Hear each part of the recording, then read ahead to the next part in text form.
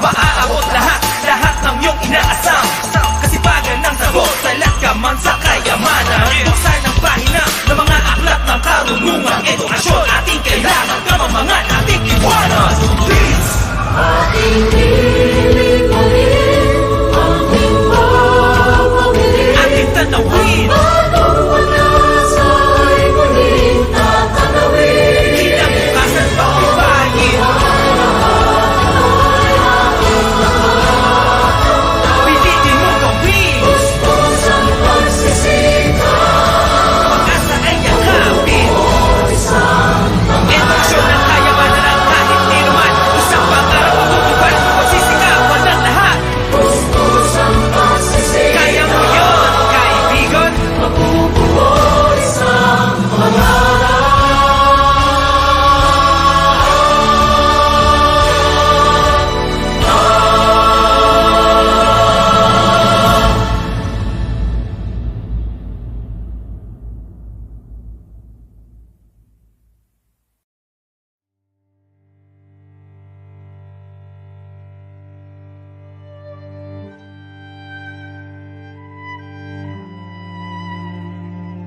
Greatest of all teachers and giver of love, hope, faith, and wisdom, look upon your children, the teachers, learners, parents, guardians, and out-of-school youth and adults. We humbly ask for your mercy and forgiveness. Guide us to the right path. May our efforts be blessed with insights and understanding, wisdom and respect for all. Bless us with patience, for the path of learning is never easy. Bless our commitment to keep on learning new knowledge and experiences. Let your light shine upon us as we make our world a better place to live in. Amen.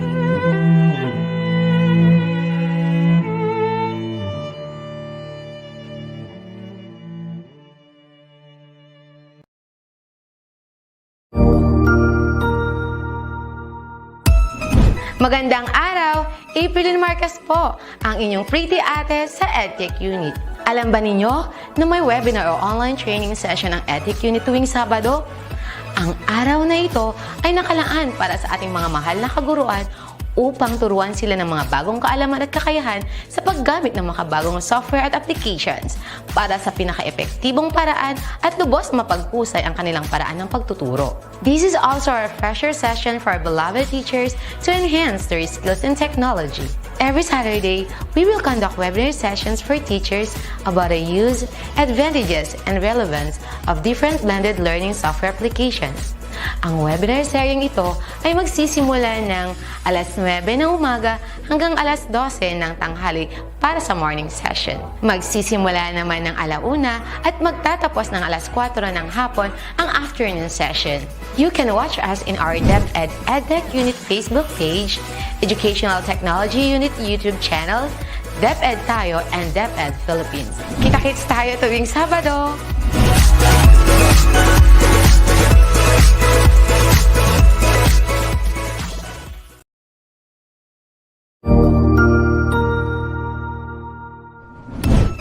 Cognizant to the needs of our learners, parents, and teachers, the Department of Education provided us with powerful tools for productivity that will allow us to foster critical thinking skills, problem-solving skills, communication and collaboration skills to be compassionate, responsible global citizens.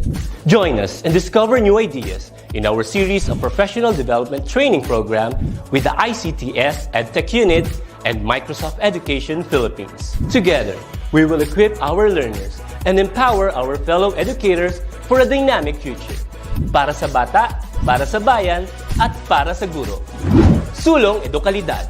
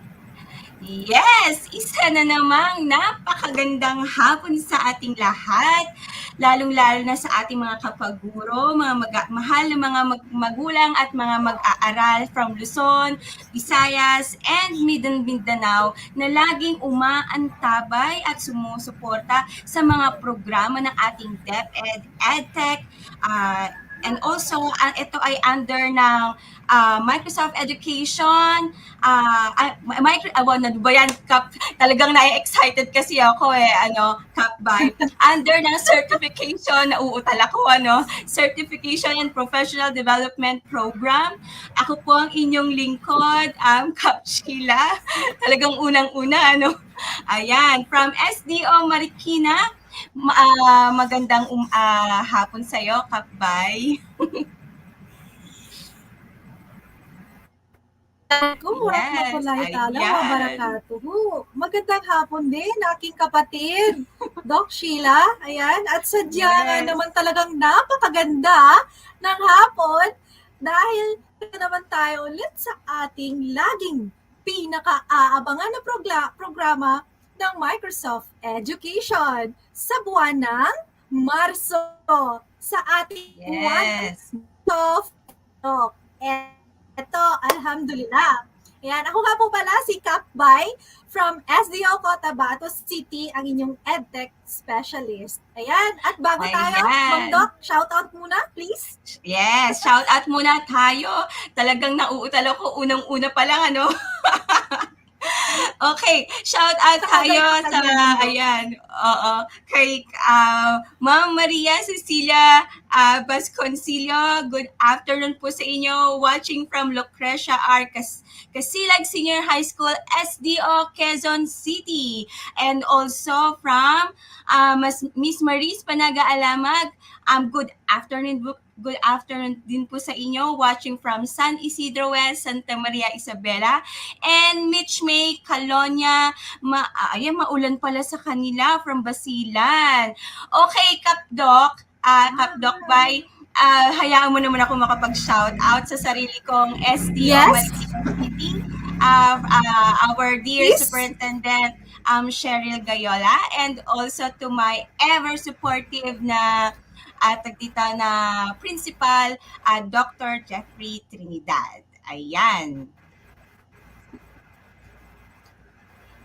Okay, thank you, Ma'am Doc. Now it's my turn to shout out sa aming napakagaling na MBHTE Minister, Honorable Mohager Iqbal, sir. Assalamualaikum.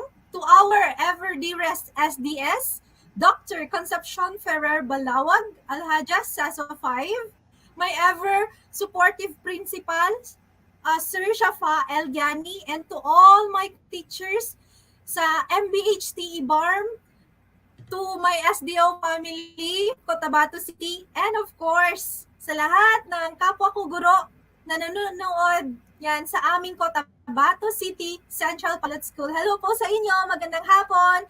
At syempre, Ma'am Doc, Kap Sheila, ito, ang una-una nating viewer, si Sir Joseph Conrad Bulaklak. Sabi niya, good afternoon. So, hi, Sir Joseph. Thank you so much. And of course, Ma'am Doc, may isa pa tayong shout out, please. Yes. Oo nga pala. Ay, wait lang, bago pa yan, shout out pala sa aking family. Okay. Naka-tune in sila doon sa kanila sa TV and also nanonood sila. Wow. And also kay Brian. Yes, yeah. And also to yung isa natin, di ba, na talaga namang napakasipag, no? Siya ay nakaantabay sa social media. Kap Charles, saludo ako sa iyo, idolo ng Digos City. Ayan.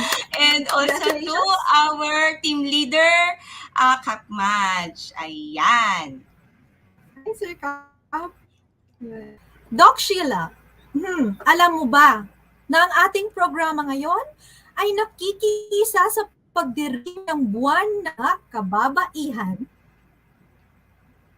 Yes, tama Kapbay. Yes. At bilang pagdiriwang ng buwan ng mga kababaihan, itong ating programa na pinamagatang Women Empowerment in Educational Technology ay para sa ating mga kaguruan sa publiko at pribadong paaralan at para rin sa ating mga mag-aaral. Tama, Ma'am Doc, dahil dito sa ating DepEd, walang batang mapag-iwanan. Kaya, ang ating programa ay naglalayong maka-inspire at ma-inspire ang ating mga mag-course at yung mga kapwa nating kaguruan sa paggamit ng teknolohiya, lalong-lalo na ang teknolohiyang hatid sa atin ng Microsoft. Ayan, sa bawat session na ating matutunghayan ay magsisilbing inspirasyon dahil masasaksihan at matutunghayan din natin ang mga napakahalagang kontribusyon ng mga kababaihan sa ating lipunan. Okay. And also, Kabay, yes, excited din ako kasi alam mo ba na meron tayong makakasama ngayon na expert din talaga sila, mga MIEE sila, mga MEA, na kung saan sila ay mag-share naman sa atin ng kanilang expertise pagdating sa paggawa ng digital storytelling gamit ang Microsoft Way. Ayan. So, Yan, at meron din tayong aabangan yes, mamaya, Ma'am. Tsaka meron pang isa, Kapbay, di ba? Go. Ano mga ba yung aabangan ng ating mga dear fellow teachers and students and also parents? Yung, ano nga yung Kapbay? Unhidden features ng Ating Ma'am Doc, parang may bagong feature. PowerPoint. Very yes, good. yung sa Ayan. PowerPoint. So, dahil dyan, Ma'am Doc, simulan na natin. Okay, so bago excited na natin kasi ako. simulan, yes, Ayan. So, before... bago natin simulan, let's hear muna from our guest speaker for today. Nandito ang ating director. Wait lang. Ayan.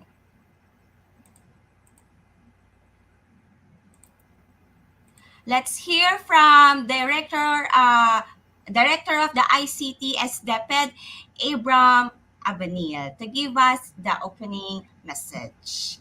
Okay. Hello, good afternoon, Teacher Sheila at maayong hapon, Teacher Bay. Assalamualaikum. Good afternoon sa ating mga participants and welcome to this ating Tech Talk for today, which is on amplifying women's empowerment in education technology para sa ating celebration ng ating National Women's Month for 2022. Thank you sa kina Isang and her team, sa mga Microsoft Education Ambassadors for helping the Department of Education in organizing this particular Tech Talk. And thank you kina Teacher Madge for facilitating itong process na to. No? Si Teacher Madge ang ating focal person pagdating sa lahat ng mga Microsoft-related na mga projects. So, ang Philippines actually is one of the, when you look at the international context, maganda ang ating performance with regards to women empowerment. But that doesn't mean that we cannot be better. I'm very happy na ino-organize itong Tech Talk na to, focusing on women's empowerment. No? Dahil dito sa ICTS, sa EdTech unit, we innovate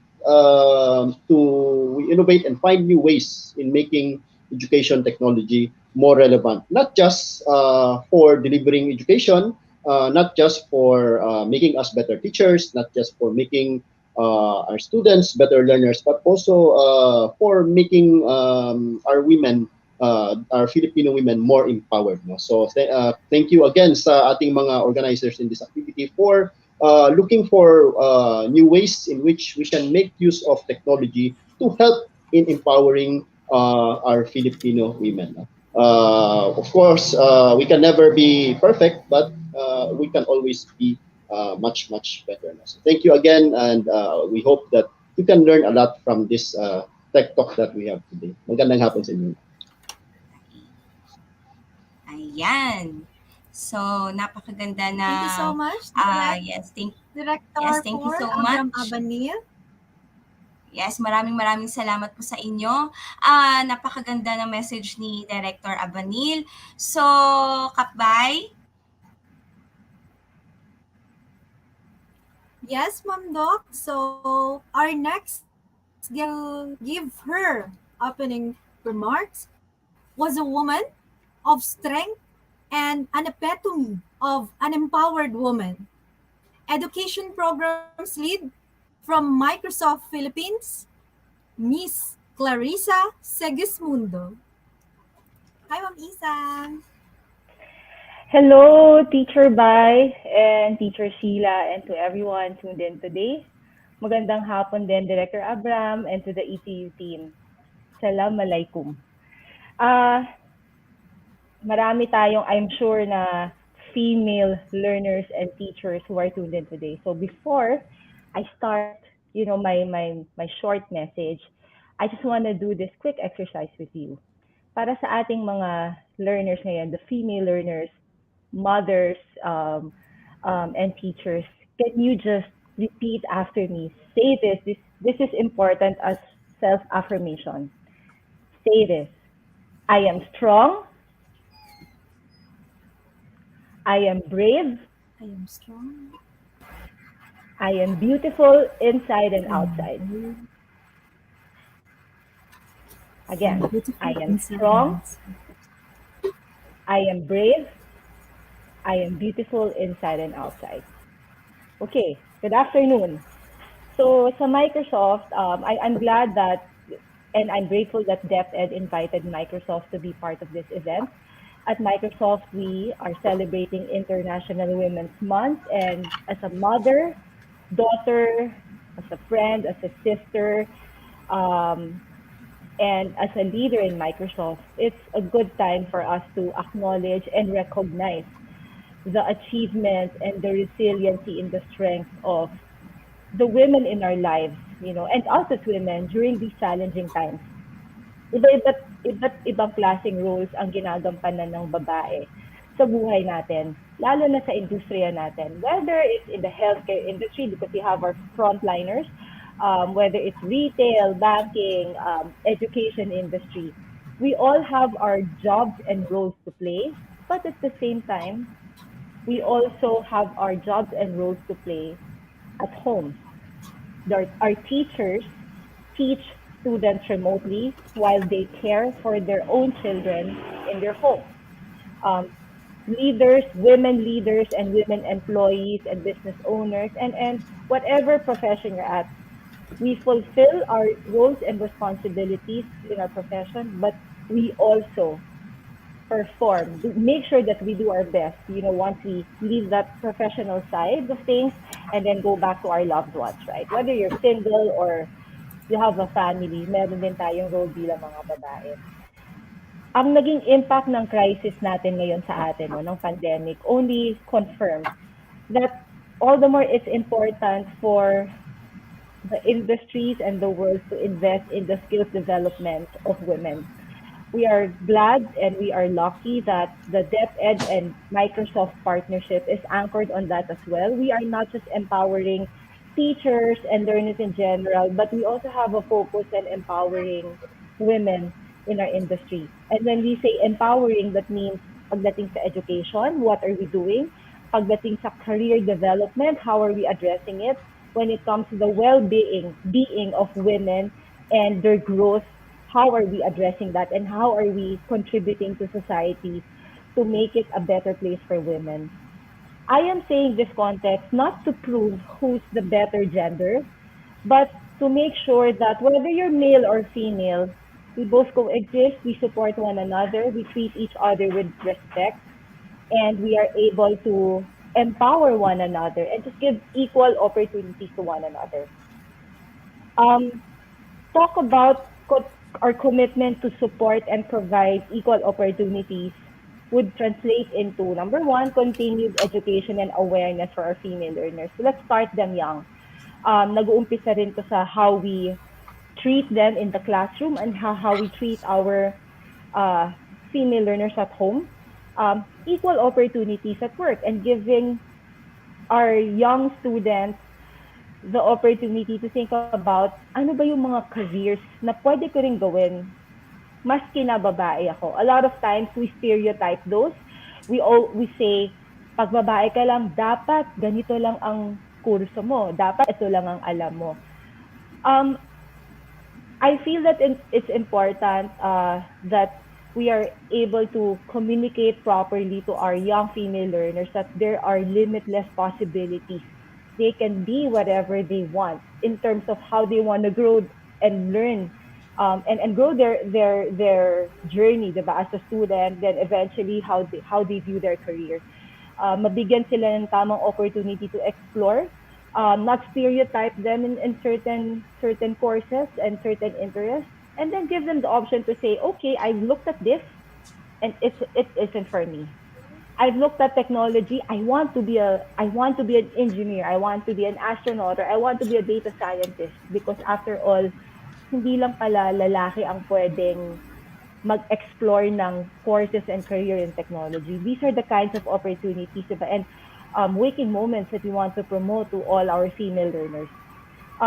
And lastly is promoting a culture of inclusivity, and that shows in our behavior, in our tone, in the programs that we create, and the opportunities that we give to everyone, regardless of their gender.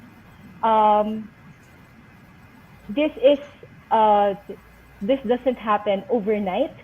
Lahat ng programa na ginagawa ng Microsoft in partnership with DepEd are done with consistency and in partnership with the different offices within DepEd. And this will not be possible without the support and without the plans and action of the people that we talk to every day in DepEd. One of that is this, the Saturday habit or the venue and the platform that DepEd-EdTech unit is creating for every teacher, every learner, every parent in DepEd to learn from.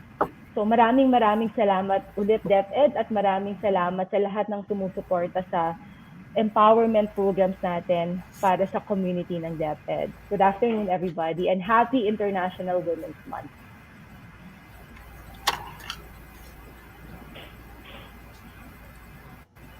Ayan. So, napakaganda talaga ng message ni Ma'am Isang. Maraming salamat po sa inyo.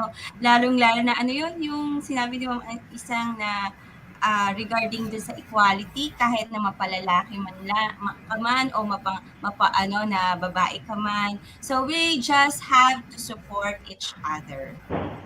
Ayan. And don't forget, That's I am right, brave, Ma'am Doc. I am strong, I am Yeah. beautiful inside and outside. Ayan. I am brave, I am strong, I am beautiful inside and outside. Ayan. Thank you po, Miss Isang. Thank you. For me, yes, Miss Isa, thank you po. For me, we are brave, we are beautiful, inside and outside, Mrs. Ang. Thank you so much po. Thank you so much. Yan. Kap Doc, Ayan. Yes, so itong ating you programa, believe? Kapbay. Yes, Kapbay. This is International Women's Day. Yeah. Celebrates the efforts of women and girls toward a more equal future, tulad ng sinabi ni Miss Isang. So the theme for International Women's Day is gender equality. Tamang-tama yung sinabi ni Miss Isang, ano? And also recognizing the contribution of women and girls around the world who are leading the charge on climate change adaptation, mitigation, and response to build a more sustainable future for all. Yeah. Women empowerment. Correct, Ma'am Doc. Yes. Ayan. So, wag na Time tayo to celebrate women. Yes. So, excited ka na ba, Kapbay?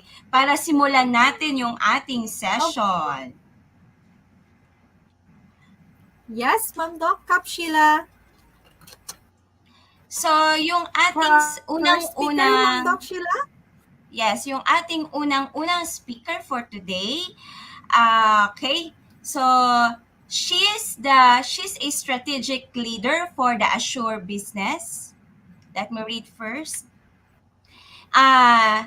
She's the strategic leader for the Assure business in the Philippines, covering both the intelligent cloud apps and infra, data, and AI solution areas with an end-to-end accountability for the Assure business, including strategy, planning, execution, advocacy, governance, learning, and go-to-market plans for the subsidiary.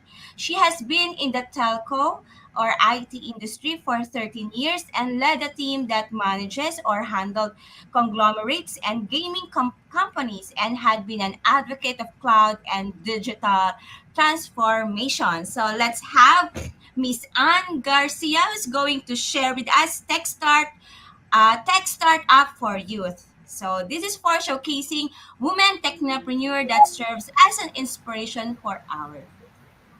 Okay. Hi, good afternoon, everyone.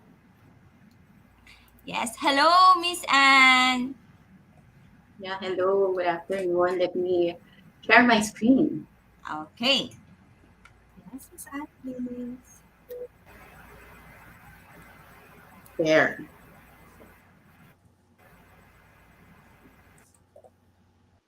Okay, do you now see my screen?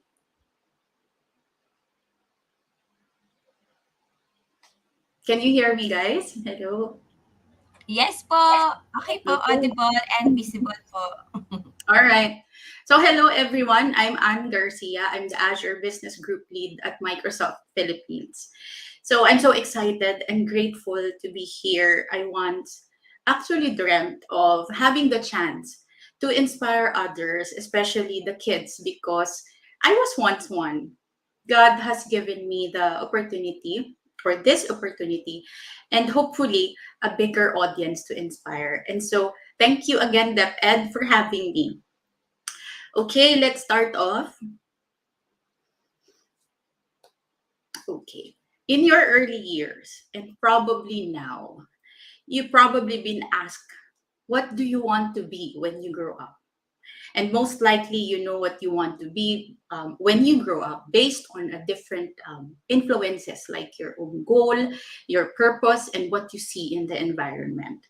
So let's make this an interactive conversation. I'd like you to provide the answer to the question, what do you want to be when you grow up? Just put the comments there of what do you want to be when you grow up? Or people my age, you can also put your answers there. Okay, so when I was a kid, I will share with you this famous question that's being asked by adults. And I'd like to share with you the common answers we had back then. There. So some of the kids for sure would like to take medicine because they want to save lives. And of course, even now, they want to be a doctor, especially in the current times where many of us suffered from COVID and we need doctors, nurses to save and look after us. And I applaud the frontliners. So basically, this is the number one answer of the kids back then. Now, let me share with you the second one, pilots. So growing up, you always see airplanes, and our parents would always point in the sky for us to look up and see the planes. So we tend to be inspired to drive those planes and help bring the people to get where they want to go. Now, next would be flight attendant or stewardess in the old times.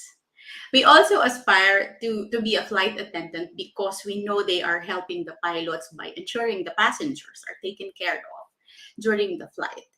And it's pretty much glamorous, right? This was my first aspiration, to be a flight attendant. You know why?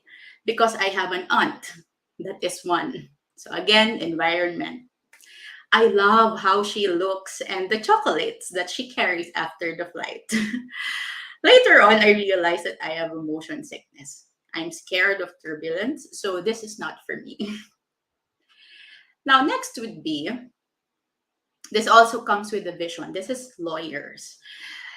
This also comes with a vision to save the people in court, to be judged fairly during the trial. So I know that some of the kids would prefer to be a lawyer. Now, next would be architect. People who aspires to become an architect like this is very passionate about creating houses, buildings, etc., and good at drawing. And last would be engineers. These are the people who is making sure that everything is well calculated in building houses or establishments and ensuring the safety of the families who would probably live there or stay there. So these are the common aspiration of the kids back then when we were little. So as you can see, you will rarely find people that aspires to be in the IT industry or being an IT engineer. So why am I in the tech industry, and when I'm not even an IT engineer? What do I love about it? Let me walk you through where I started to become a technology enthusiast. Just to share with you, I have two siblings and I came from a broken family. This is me in grade 6. I belong to section 1, but I don't have honors, nor I am a valedictorian, obviously. I was just an average student. My goal at this rate is just to finish grade school or elementary and move on to the next. Nothing more and nothing less. Now, high school graduation. This is me graduating from high school with, again, no honors. What I know is I love to read inspirational books, especially before going to sleep. And I have a dictionary beside me just in case there's a word that I'm not familiar with. Learning new things inspires me. I love actually watching the Senate hearing and the sci-fi movies when I was in high school. This was the time where I am most confused of which course to take in college. So let me move on there. This is me graduating from college. What do you think is my course? Put it in the comment section.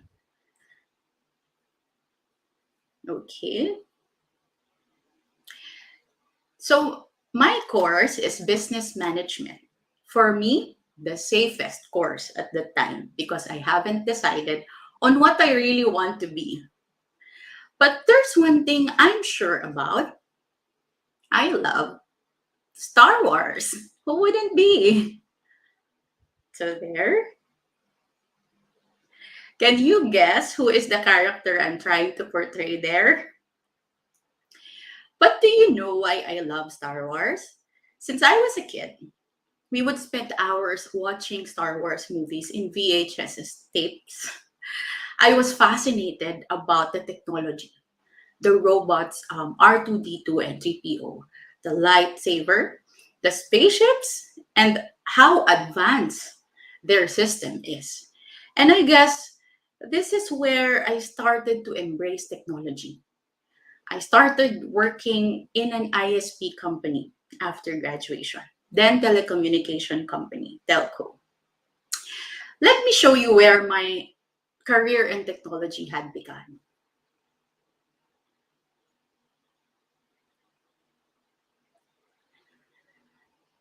Okay, this is where I started.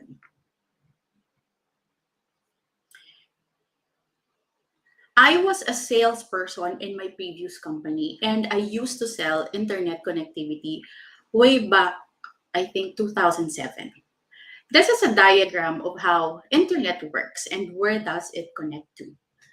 But when I started, I have zero knowledge of how these work. So every meeting I had with customer, I make sure that I have my technical person with me to scope the requirement of my client and be able to suggest a better technical setup for their company while I listen carefully to what was being discussed, even if I don't understand.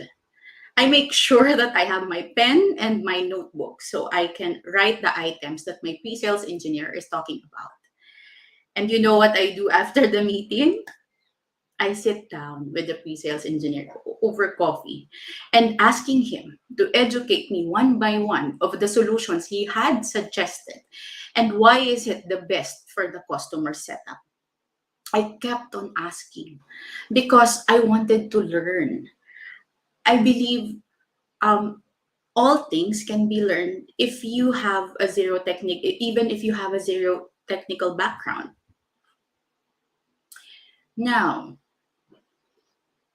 this is the time when my previous company had embarked into a new journey in technology, which is actually what we call IoT or Internet of Things.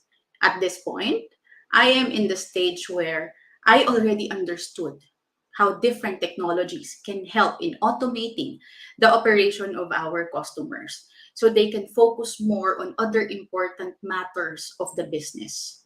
This is where I found my purpose.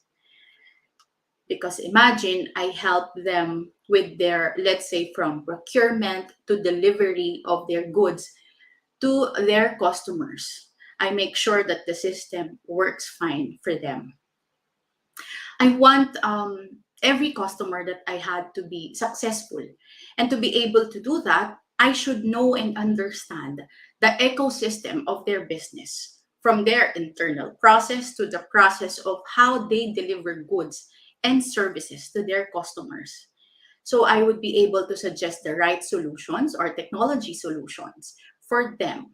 And sometimes I get to also be part of their team in brainstorming what we can do and how I can help them embark into the digital transformation. And then years passed by, a new technology has been introduced. This is the cloud computing. It is the delivery of computing services, including servers, storage, databases, networking, software, analytics, etc. Actually, this is where our social media platform stores our data, so you can better at least relate to it. So before, in your homes, you will need a CPU or a server and store your data, but now it's already in the cloud. This had helped my customers bring down their expenses as they don't need to buy physical servers and storage and instead subscribe to the cloud and just pay for the storage that they used for.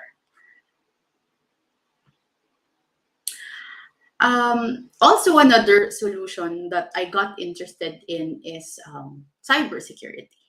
In my previous company, I was assigned to be a co-GM for this solution.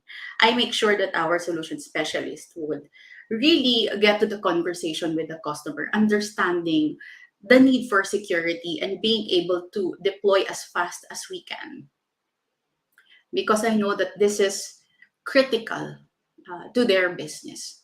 So at this rate, I have a full understanding of what technology is. How can it help the people, my customers? Because at the end of the day, what comprises a company is the people.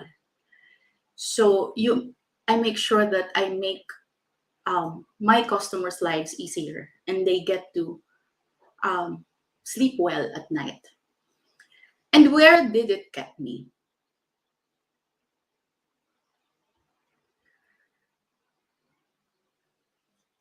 These are some of the awards I have gotten in my career, from a zero technical average student to loving the technology, being curious about it, having a day one mindset, and my willingness to learn. So imagine, even if you are an average student, you don't have honors or what have you, you still can do it. Just be curious, keep on asking, and you will learn, because everything can be learned. But was it all fun and glamour? Was it easy? So I'd like to share with you the journey that no one knew about. Actually, this is my journey, the road that I took before getting where I am today. Challenges. I've had so much of this. Challenges are inevitable. I guess every person who is starting from zero background will go through this. There are many bumps along the way, and expect that maybe you will have the same. But the challenges turned out to be a blessing. Why? Because tough times unveil your potential and willpower. It will stimulate growth and self development. Once we overcome these challenges, it will teach us to become braver, more resilient, and it will also bring forth a sense of confidence. Failure. Like challenges, I've had a fair share of failures. You will also have failures or mistakes along the way. Failure will force you to take two paths, because you will get dismayed and probably frustrated. And it's normal. Either actually you give up, or you will try again and explore other ways to get things done. Failure will bring you learnings. Okay, learnings. What's good with failing? You will get to learn from your mistakes. You will learn to get rid of fear, because you knew how to fail and you know what to do next. Failure will teach and give us a sense of direction. I have experienced that in my career. I chose to stay and try again and be better next time, because it doesn't just involve me, but my customers too. I need to be better. I need to explore other options so I can provide better solutions to address their operational pain points. Now, hardships. I also have experienced hardships. I have cried a lot in my 14 years of tech experience. I got disappointed, frustrated, stressed, especially when I am working on a project that is very critical to my customer, that makes me sacrifice some personal important stuff at home. Things happen, but you know what's good about hardship?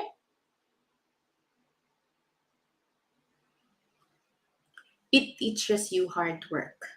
It shapes who we are and who we will become. Through hard work, I gain experience. It helps us discover new things. Experience enables us to think smartly, to solve critical problems, and achieve. Achieve what? Achieve success. So that is the journey I had to take. And I guess no one is exempted from that journey when you are at the starting point. So expect that you will have these, but focus yourself on what it will bring you, and the blessing, the learnings, teaching you how to do hard work, so you become successful. So I am now with Microsoft because technology amazes me. As you can see, I have a Minecraft account, and that's my family playing Minecraft together. I also have Call of Duty and others because I love how the creators built this. So imagine all the hardships, challenges, learnings got me here. In here, I don't just help the customer in their digital transformation, but also enabling our sales team, overseeing the overall business strategy for Azure Cloud, including go-to-market and marketing activities with our partners. I help in empowering our team, our partners, and our customers. So, this is a quote from Winston Churchill that I love the most. Success is the ability to go from one failure to another with no loss of enthusiasm. So, you just don't give up that easily. You try and try. But how does Microsoft support women in tech? In Microsoft, we have a program for diversity and inclusion. It's how we support accessibility, global LGBTI employees, and women at Microsoft. Accessibility, there are actually more than a billion people who have some type of disability, 70% of which are invisible. The Accessibility ERG aims to help everyone in the world realize their full potential. GLEAM, or Global LGBTQI employees and allies at Microsoft, it aims to ignite and lift our internal LGBTQI and allied communities to create an inclusive culture. They provide support and networking opportunities for its members and promote activities within Microsoft that raise awareness about LGBT community. We also have our Women at Microsoft. Women at Microsoft accelerate Microsoft's cultural journey by increasing inclusion, belonging, equity, and representation of women across racial and ethnic identities.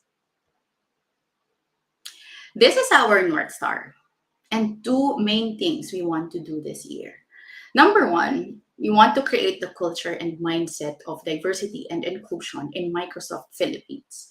And number two, we want to enable diverse groups and organizations through technology to positively impact the greater Philippine society. I'd like to end my presentation with sharing with you our vision in Microsoft. All genders thrive equally at Microsoft. Thank you, everyone, and have a great day ahead.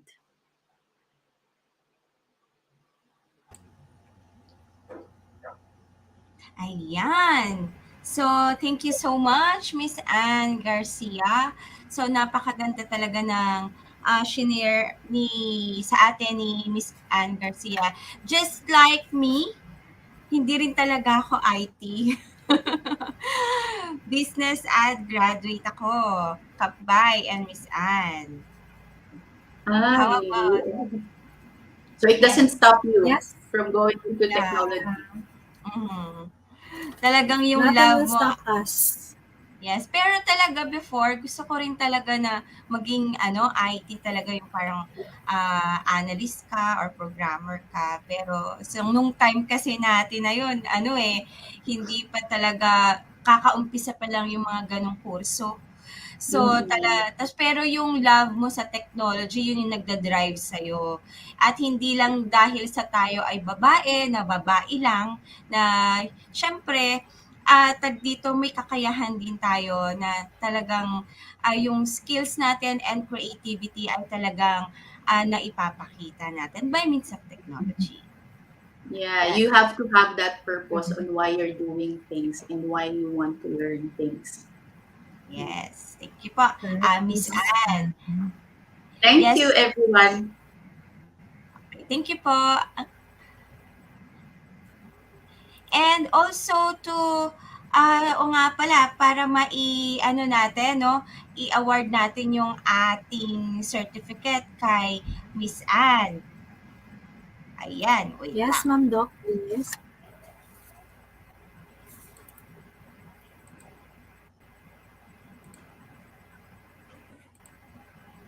I would like to acknowledge the post of Miss Janet Lawiswis. Sabi niya, powerful words. Yan. Failures will bring us to path of learning to reach the sense of direction. Yan. Yes. So, let's award certificate of yes, Ma'am Doc, please. Yes, to award our to award a certificate of appreciation to our resource speaker for today, for sharing her invaluable knowledge as resource speaker during the Techtalk Session in celebrating the 2022 National Women's Month, Amplifying Women's Empowerment in Educational Technology webinar conducted by the ICTS Educational Technology on March 12, 2022. Given this 12th day of March 2022 through StreamYard, ETU Microsoft for Education, virtual session, OUA memo 0003220087, signed by Sir Mark Anthony CC, head of ICTS-ETU, and signed by our director for ICTS, Director Abram YC Abanil, and signed by our Undersecretary Elaine Delby Pasqua. This certificate of appreciation awarded to Miss Anne Garcia. Thank you so much po. Thank you. Thank you. Thank you so much, Miss Anne. Thank you. Okay, so without so much further ado, our next speakers, Ma'am Doc, the bond between mother and daughter is the only real and purest bond in the world. Today, Yes. we're very blessed to have a mother-daughter tandem. So, ipapakilala ko muna yung daughter. Okay? Yes. She is Ayun a na, napakaganda key talaga player niyan. in the ICT development, opo, Ma'am Doc, of the education landscape with her vast range of experience and qualifications. She is one of the country's Microsoft certified trainer, ambassador, innovative educator expert, certified educator, Microsoft Office specialist, and certified in Azure Fundamentals and Azure AI. She's also a Google Certified Educator Level 1 and 2 and Adobe Certified Educator Level 1 and 2. So that's the daughter. She is no other than Miss Elena A. Tagiba. Okay? Yes, Yes. Ma'am Doc. Let's ipakilala naman natin ang ating mother, Okay. please. Okay. And also sa yung ating mother. Okay, so she is also the professor of University of Cagayan. Yes. Kapbay, pwede bang ano na rin si ang ating yung mother naman, Kapbay? Si mother? Yes. Alam mo ba, Ma'am Doc, na retired professor pala si mother from Cagayan State University. Presently, teaching at the University of Cagayan Valley of the College of Teacher Education. She graduated from Araneta University Foundation with a course Agriculture. Wow! Technology Wow, galing and naman her doctorate talaga. degree. Yes, grabe. Wow, ma'am. In St. Paul University, Philippines with a doctorate in educational management, major in administration and supervision. Proudly to present to everybody, Dr. Soledad R. Tagibao. Alhamdulillah. Wow, Hi, Miss and nakakatuwa. Mrs. Yes. Ayan. Ayan. Yan. Sila po ang ating resource speaker for today for the Wonder Woman in Technology. Ayan. So let's have, ayan, si Dr. Soledad Tagibaw and si Cap Glena. Ayan. Yes, Yep. thank you so much, Miss Bai and Kap Sheila. Hello, Mother Soledad. Welcome po sa ating Tech Talk. At pumayag Okay, welcome. Good afternoon to all of you. Ma'am Kapshila and Ma'am Tutor Bar, good afternoon. Welcome and thank you for giving me this opportunity to be with you this afternoon. Okay, thank Wow. you. At maraming salamat din po from the bottom of our heart.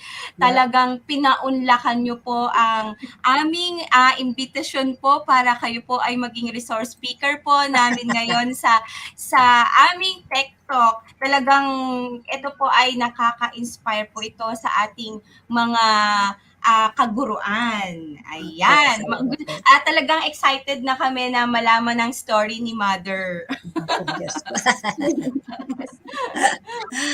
Okay, good afternoon, Ma'am Sheila. Good afternoon to all of you. Well, of course, Ma'am, this is already my 54 years of serving student since way back 1968.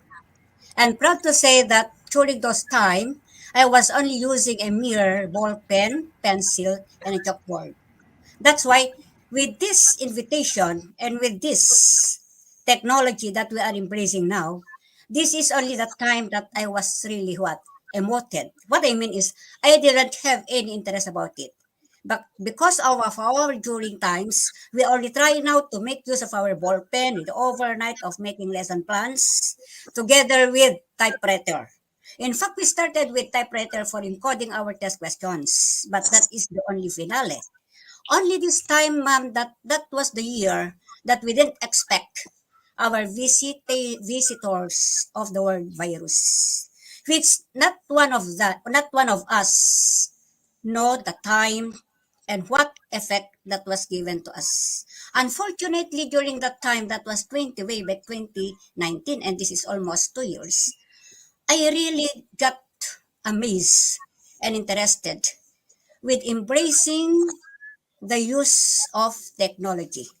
Because at present, I'm very proud saying now that I can already use, not in toto perfect, not in toto what is skilled. Because all the way that I am using this technology, I was able to start organizing it using the basic tools and thing, the basic way of operating, wherein I can already make my assignment, encode my quizzes, encode my module.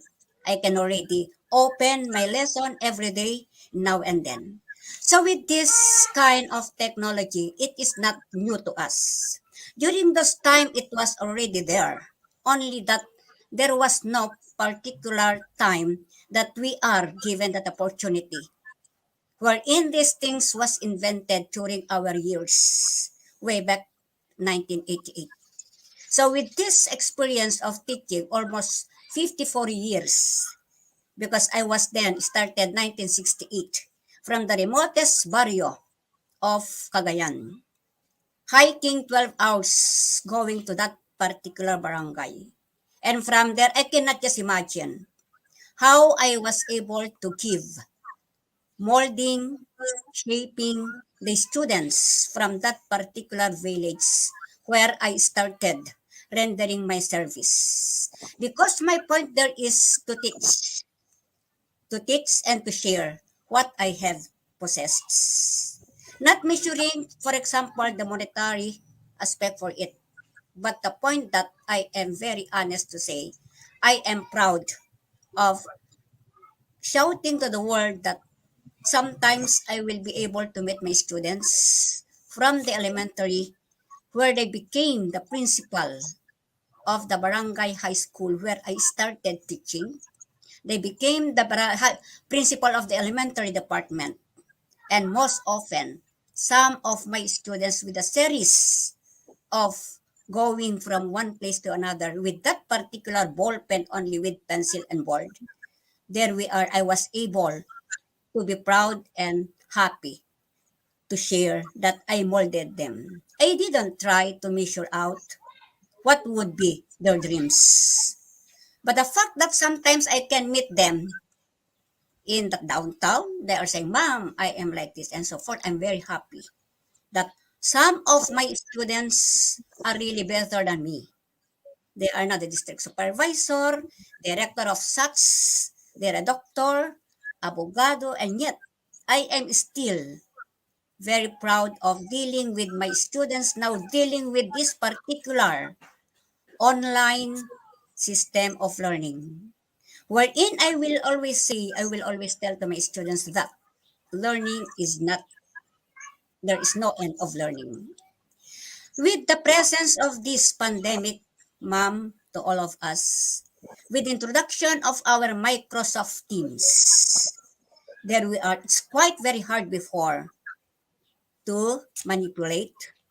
That's why I was forced also to buy one of my unit, wherein I am very proud that starting that time, I used to start. I have to love it now.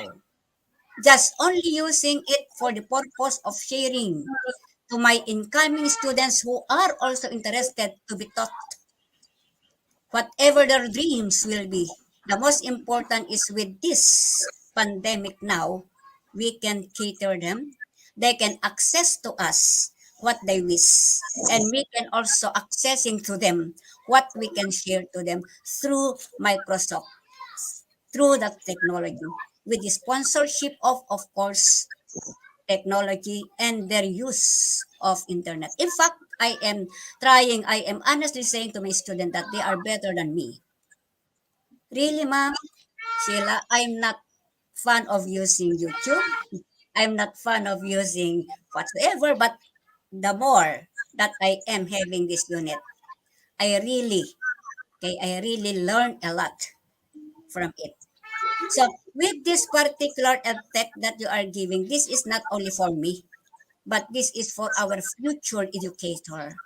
Not only on the part of the teacher, but to all of us. Because all the way as we are going to move from one place to another, we are dealing already with just based on technology. Okay, with just based on technology.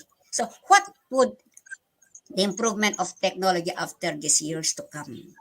So we are not wasting our time with this kind of technology. The more we are improving, because later on it will really serve us, okay, to become more progress in our daily life. Okay? So, yun po ang talagang hindi ko inaasahan na ako ay, well, I'm not saying I'm not expert, but I have learned a lot with the use of technology.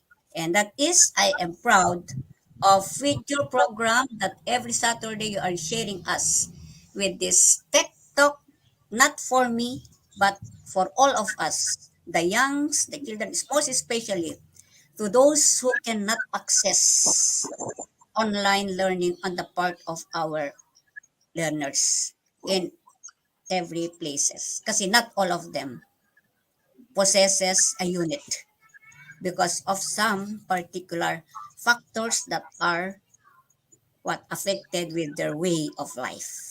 Okay. So, yun po ang masasabi ko, Ma'am Sheila and Ma'am Kapbal. Okay. Maraming salamat sa iyong pagbibigay doon sa akin na nakikipag-ugnay sa ating technology. Okay. Ayan. Thank you, Ma. Alam niyo po talaga, sobrang nakaka-inspire po talaga yung story ni Mama. And kahit ako, alam kong ako yung pinaka-expert kasi dito sa bahay. So, alam niyo na talaga na ma-overwhelm po talaga ako. But still, at her age, talaga sobrang na-inspire din ako kasi talaga nung nagka-pandemic, kung i-share ko, ewan ko, meron ata akong picture dito ng kwan. Hindi ko kasi na nado-document lahat, pero nakikita ko talaga kasi yung struggle niya before. And at the same time, syempre, since ako yung pinaka expert dito sa bahay when it comes to educational technology. So ako talaga ako yung talagang nag-push sa kanya kung talagang gusto niya kasi talagang magturo eh. So, good thing naman, in-embrace naman ni mama yung changes kasi talagang sinabi ko kasi sa kanya na matagal pa tayong babalik sa dati kasi alam ko with the years of teaching ni mama, sanay na sanay siya magturo kung paano yung way of teaching niya before. And kung paano ba na-change yung life ni mama ngayon. Actually, bago-bago lang man no, na natuto ka mag-computer. Paano ba ma? How technology changed your life as a teacher? Wow, of course, that the word technology, well, we are going to use our five senses. Okay. We are not going to focus on to only one, not only the word knowing. But the fact that in that computer, well, especially in the clicking of this letter, it takes time for me to learn. But however, I now at present I can already use, before it was only dalawang finger. Ngayon I can already increase it with four, okay, three and four. So probably by continuous using it, I will be able to master using the five fingers for it because this is really necessary to it. That's why yung technology diyan talagang malaking pinagbagong binigay sa akin.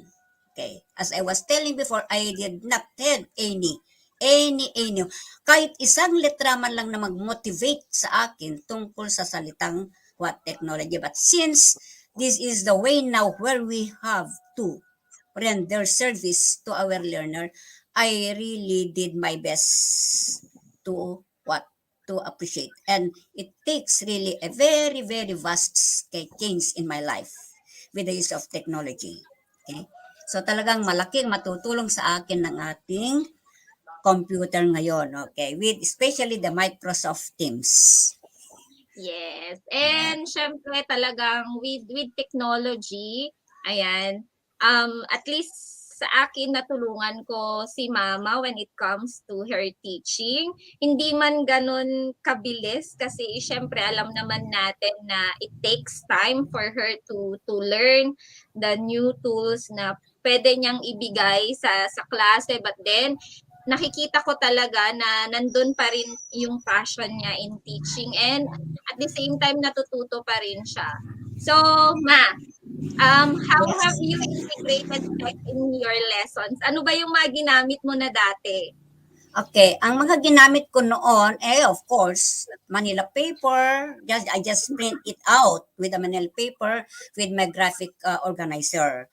But now, since this technology is trying to come to be improved, I really want also now how to show up using that overhead projector. But since with this, I am starting just giving them a hint of trying to give them topic that is to be shown in that Microsoft. But from there is, I just want now to dream that someday, somehow, for the nearest time possible, is I want them also to be able to well viewed how technology will really try to change them, especially in their learning process. Not only referring to the teacher education student, but also to all of our students, because not only teacher education that I am trying now to what shape. Okay? In all the degrees of University of Cagayan Valley, pumapasa sa akin yung mga hindi teacher education. Kaya I want them also to learn this such, even if this will not be there in line of expertise. Like for example, ICT. Though they will be probably a criminologist, at least they will learn and I can share them. Okay, I can share them how I'm going now to start shaping them, introducing them how to learn with the use of technology. Yes. O, di ba? Nakaka-inspire po talaga si Mama. And ito po, yung isang video nung first time namin na nagtuturo kasi sobrang na-overwhelm ako kasi di ba? Ito yung first time na kailangan niyang tapusin yung buong Module. module for the semester. And sabi ko, Ma, para hindi ka kasi sabi niya nga kanina, 2 kamay lang siya nag-e-encode. Paano pa kami matatapos? So, inintroduce ko sa kanya yung feature dito sa Microsoft Word wherein yung nag-dictate siya dito. So, eto, para at least makita nyo. Since may internet naman kami sa bahay, so sa Microsoft Word kasi meron dictation doon at mga English naman yung mga nasa modules niya. So, konting edit na lang ako kasi syempre, kung paano yung pag-next niya, at least mabilis na. Person marked with letters. Hyphen. That is identified by letters and it carried with it the idea that such a person was cultured. How do you feel noon dito, Ma? Na-excite ka ba? Natuwa ka ba dito? I was already excited because I can already encode one page of it.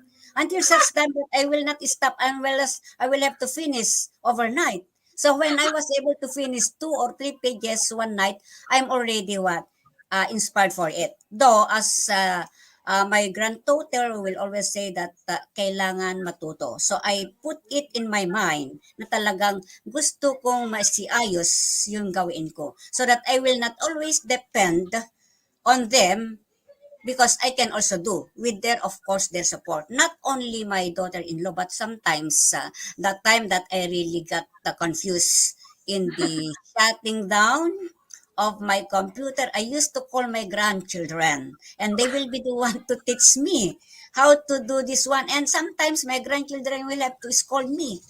How many times I'm going to tell you, Ma, you have to look this like this in this corner. So from there, I was really, really amazed that I embrace because the technology itself, the word technology, parang tinuruan ako eh. Tinuruan ako dahil pag hindi mo galawin, hindi ka rin matututo. So, there is really a balanced way of knowing and learning with the use of our 5 senses with this particular gadget. Okay. So, maraming salamat sa technology na ito. Okay. Ayan, totoo po yun. Kasi syempre kapag wala po kasi talaga ako sa bahay and the kids are here naman in the house. So, good thing naman naturuan ko rin naman kasi yung mga anak ko rin to assist mama, especially pag wala ako dito sa bahay. Yun nga lang, yung mga anak ko, Diyos ko, minsan napapagalitan nila si mama kasi syempre matagal minsan si mama, natatakot si mama maghawak. So, na-stress din actually yung mga anak ko minsan magturo. And ito po yung mga as you can see, di ba, napaka-proficient niya when it comes to Microsoft Teams. Imagine, no, talo niya pa ako. Talo niya pa ang high school teacher, elementary teacher. Imagine nyo kung ano po, ilan po ang subject niya ngayon. 15 class, Ma. 15. 15 class. And at the same time, ilan ba ang estudyante mo sa isang klase? Actually, Okay. nagre-range yan ng 40 to 50. Yeah. Here, of course, 49, 45 per class, per block. And from that class, I used to give them, I encode one type of quiz and one type of assignment. So can just imagine now, with this number of students and number of teams, I have to go over with checking again their answers 2 days or 3 days after the due date. Yan. So that is really my, that is where I really embrace because from now I love already. Okay, I love with the use of just visiting my laptop to check their turn-in assignment and quizzes. Okay. Yes, ayan. So ito po yung lahat, actually every class niya meron siya dapat ilalagay na assignment. And dati kasi ako pa yung naglalagay niyan. Pero ngayon natuto na siya na. Kasi sabi ko, Mama, paano kapag for example nasa travel na naman ako hindi naman pwedeng every now and then kailangan. Kasi kapag ganun na nahirapan siya, tatawagan niya ako yan. Tatawagan niya ako, paano ilagay yung ganito, ganyan, Ma, ganito. So para at least matutukan siya, so upuan ko muna siya kung paano niya ilalagay yung mga quizzes and paano niya itatype yung mga yan, paano mag-check, paano gumawa ng teams niya, paano mag-enter ng students niya, lahat yan. Kailangan mo upuan kasi syempre that's part of their curriculum kasi sa university. And since passion niya yung pagtuturo, kasi kung ako, actually, di ba mama, ilang beses na kita sinabihan na tumigil. Oo, matagal na, okay. Matagal nang sinasabi ng anak ko na titigil. Pero ang iniisip ko, ma'am, is itong matulungan. Naaawa ko sa mga batang naka-enroll kasi if possible, I want to graduate them, especially my fourth year and third year. Now, with their interest also in attending my class, kasi all of them are attending, no? Kung pwede pa sana, ayaw nilang titigil sa 1 hour in every 1.5 hour.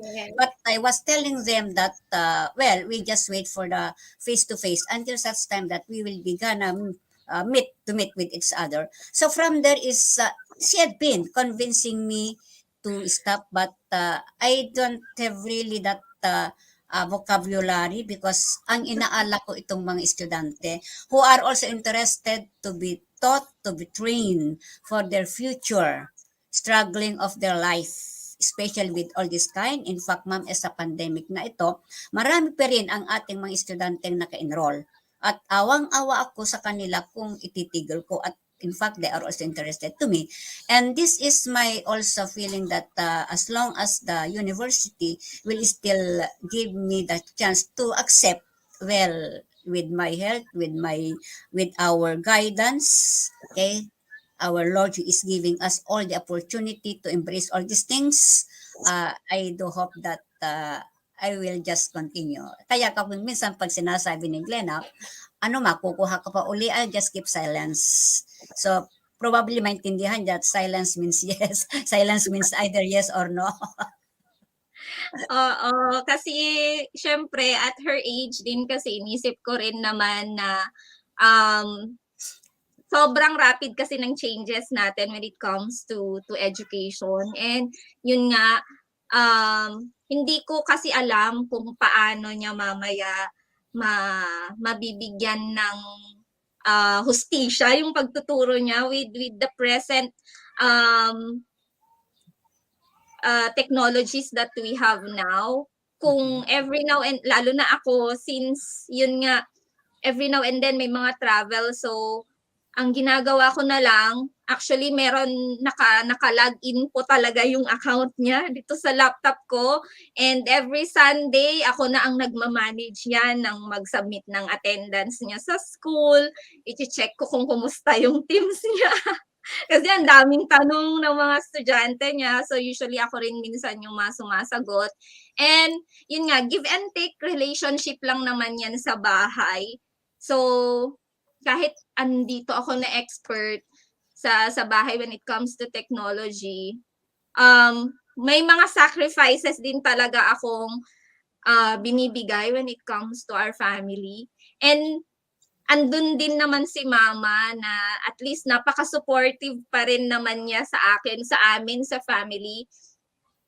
At yun na lang iniisip ko, kaya kailangan suportahan ko pa rin siya. Kasi gusto pa rin niya kasing matuto. Kasi yun yung nag-urge sa akin na tulungan pa rin siya. At kung yun nga, syempre, may mga times talaga na na-overwhelmed naman talaga ako. May mga time na na-stress ako. Kaya minsan, si mama na-stress din siya sa akin kapag hindi niya natututunan yung tinuturo ko actually sa kanya. But eventually talaga sinusubukan niya pa rin gawin yung mga tinuturo ko sa kanya kasi yun yung need sa classes niya. So, ano pa ba yung mga challenges na na-encounter mo dito sa paradigm shift ng teachers? Okay, right. Marami yung mga challenges at kagaya sinabi mo kanina na it's really very hard that I cannot, at present, I cannot still decide what probable cause, probably the reason when I'm going to stop. Okay. But the way you are stating, well, of course, I do understand that there is always a conflict. A conflict that will arise between the duty of a parent versus the duty and the role of a teacher. And that teacher and parent ay iba yung role. Because teacher, may role siya pagtuturo. Parent, may role siya parang isang, okay, kasama sa isang bahay to go with, working with. So, whatever the unique specific role of each of the members of the family, talagang mahahati yon. So, in those particular portion of conflict, that is a part of a role. Okay, those are way of moving up, giving us a little bit of changing, especially in the budget, especially in the way you are going to implement, the way you are going to accept. Okay, so yung challenges na talagang na-encounter ko dito is time. Okay, time, as long as you are aware of that time, no problem, of the energy, because the energy natin, if you know how to take care, to measure out what possible unit of grams o kay energy to be to what to be given in this particular work, mababalanse natin yan. So, with these challenges na na-encounter ko dito is, these are all challenges that are going to strive me better off. Okay? Moving onward, that there is no yung parang walang I mean, I didn't have any negative of it. All the challenges that I have seen throughout with holding this unit and working with, okay, during the day up till night is all positive, which really improve my part as a mother and a teacher at the same time. Okay, mother as a teacher and more on also servant, especially in the in the teaching learning process of our students. Okay, not only limited to this, lahat-lahat na sa lahat na itong encounter ko ay para sa mga estudyante. Okay, mga anak natin, mga kasambahay natin. Okay, so this is for you, my dear student. Okay, what we are doing is for you, not for us, because we are trying now to share, to mold you, that with your own possess ability and goal in your life, you are guided with our pieces of advice, maski mahaluan kung minsan ng pagka stress namin, kung minsan, lalong-lalo kung meron kayong nagkukulang. Pero these are all sort of giving you a motivation. Okay? Motivation on your part, and leave it or take it. That is always my saying to my student, take it or leave it, my pieces of advice. Sabi ko sa kanila, I am your parent, I am your sister, whoever you will describe me, I'm still a part of molding you. So, yung mga maraming challenges, well, they are all maraming challenges. So, all these challenges man ay nagiging positive, that really drive me better working during the day. That really inspired me. And every time that I have to start, okay, doing my work early morning up to till night. Okay, so andyan pa rin yung, para sa akin walang pagod. Because nakikita ko itong mga accomplishment, pag nakita ko na accomplishment ng bagata, I am so happy with them. That's why I used to tell to my student na whatever the thing that you are going to give me, that is what I'm going to return it back to you. Okay. So yung pagko-compute ko yung grade ninyo, ibabalik ko sa iyo, pero balikan nyo naman ang aking hinihiling. That's why unfortunately, Ma'am Hill, my students, though, probably they are very hard of it. They will always tell me, Ma'am, pwede bang i-extend? Okay, giving them opportunity to fulfill. Kasi I do understand the plight of their life. We cannot see them in their own little room. Okay? So, with all these challenges, this is for them. And that served me a really way of giving more inspired in dealing with this technology.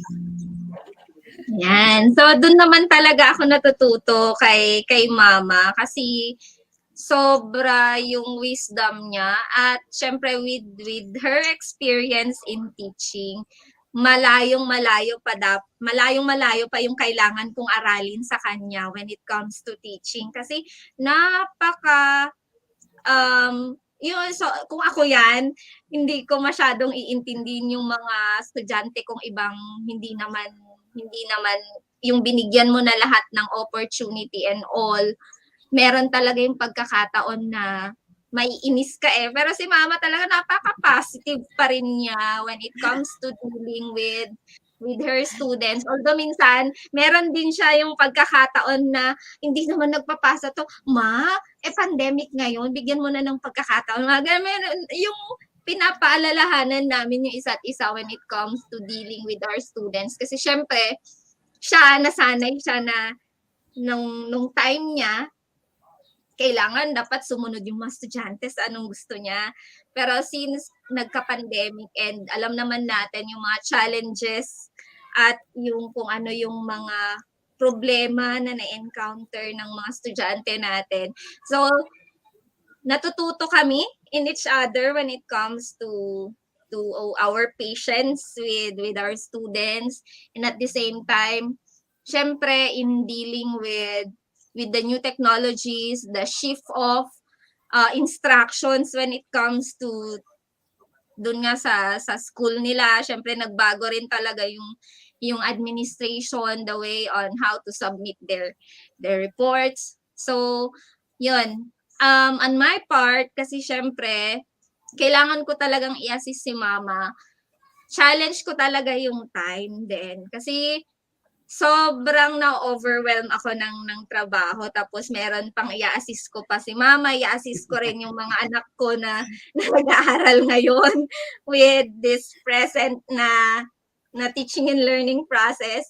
So, imagine niyo yung ginajuggle ko yung sarili ko dito sa bahay on how to teach. Syempre, how to help mama, how to help my kids. And at the same time, how to help also other teachers kasi syempre, nagpapatrain kami kung paano naman natin matutulungan ng mga teachers natin when it comes to the proper use of new technologies in their classroom. So, yun talaga yung mga challenge. But then, na-overcome naman natin, di ba, ma? At natutuwa Yes. pa rin naman tayo at the end of the day. Okay. So, in today's education, ma, what is the role of technology para sa'yo? At your own perspective na ilang years na hindi naman ganito yung naging present situation mo sa pagtuturo. Okay, yes. As I was telling you a while ago that with my 54 years of teaching, it was only merely 2 years ago where I really embraced the manipulation and the holding of the word the laptop, because the word technology andyan na yon. Yung noong pagtuturo pa ng chalk at saka with the board, andyan yung technology. But that technology was only a basic prior to this particular unit that we are using. So itong role ng technology with this, well, of course, this is really the key. A key to survive. A key for survival for everyone, especially to our what? To our learner. Okay? Learner. So, when we focus this to learner, is the problem is how could we be able to give one unit to every learner. But the fact that the word technology, yung view ng the word technology, we are trying now to slice it with the different program and process of the DepEd with this tech talk that you are sharing. This is already a way of trying out slicing how on to go on the role of technology that we are going now to reach to our learner, especially to those who cannot access at this moment. However, this will not be the end. Okay? It is the beginning of the new way of learning. So, malaking may tutulong dito. Lalong-lalo na kasi ito pag nakikita mo, as I was telling while ago, that my student before are quite better than me. Okay? Without using this. More especially now that they are involved with this. Okay? This is their tool already in implementing their designated job because I'm proud. Kaya yung pagod kanina na nagcha-challenge sa akin ay yung mga nakikita kong mga estudyante ko noon na sila ay director na, like director of civil service. She was my student sa laboratory, Cagayan State University. And Ma'am Perlas, they were my students. So, nakikita ko ito yung mga dahilan kung ako ay nabibigyan ng challenges more on not only the word education but through the role of this word technology sa kopyan. It is a component striving, making our education way of reaching out to our learners to embrace this technology. So, magpapasalamat at marami pang kailangan natin na ibigay sa ating mga mag-aaral, lalong-lalo na itong mga walang gadget. Pero little by little, we will try now to give them, we will have to introduce to them the really basic role of technology, little by little. Okay, it takes time, really, it takes time. But at the end of that day, at the end of a certain activity, you are inspired. What an individual learner can show up. We might not be saying it is perfect, but it is already an appreciation for them that they can start loving it. Okay. So, yun ang malaking naidulot ng technology to link to the word education. Vice versa yung talagang they cannot be separated. Okay. Yes, talaga naman, malaki talaga yung naging role ng technology in the present education today. Kasi ito talaga yung talagang key natin para at least maitawid natin itong pagkatuto ng mga estudyante natin. And we keep moving forward kasi nandito na talaga yung mga technologies na to, and we just need to embrace things na ganito na siya. And yun nga, etong present pandemic na meron tayo ngayon, ito talaga yung eye-opener sa atin to start things like this. And at least kung magkakaroon man na sana hindi na, wala nang sumunod, prepared na tayo sa mga materials natin, and at the same time may tatawid pa rin natin yung pagkatuto ng mga estudyante natin. So, how do you see tech teachers supporting classroom technology integration? Yes, makikita naman natin ang dami.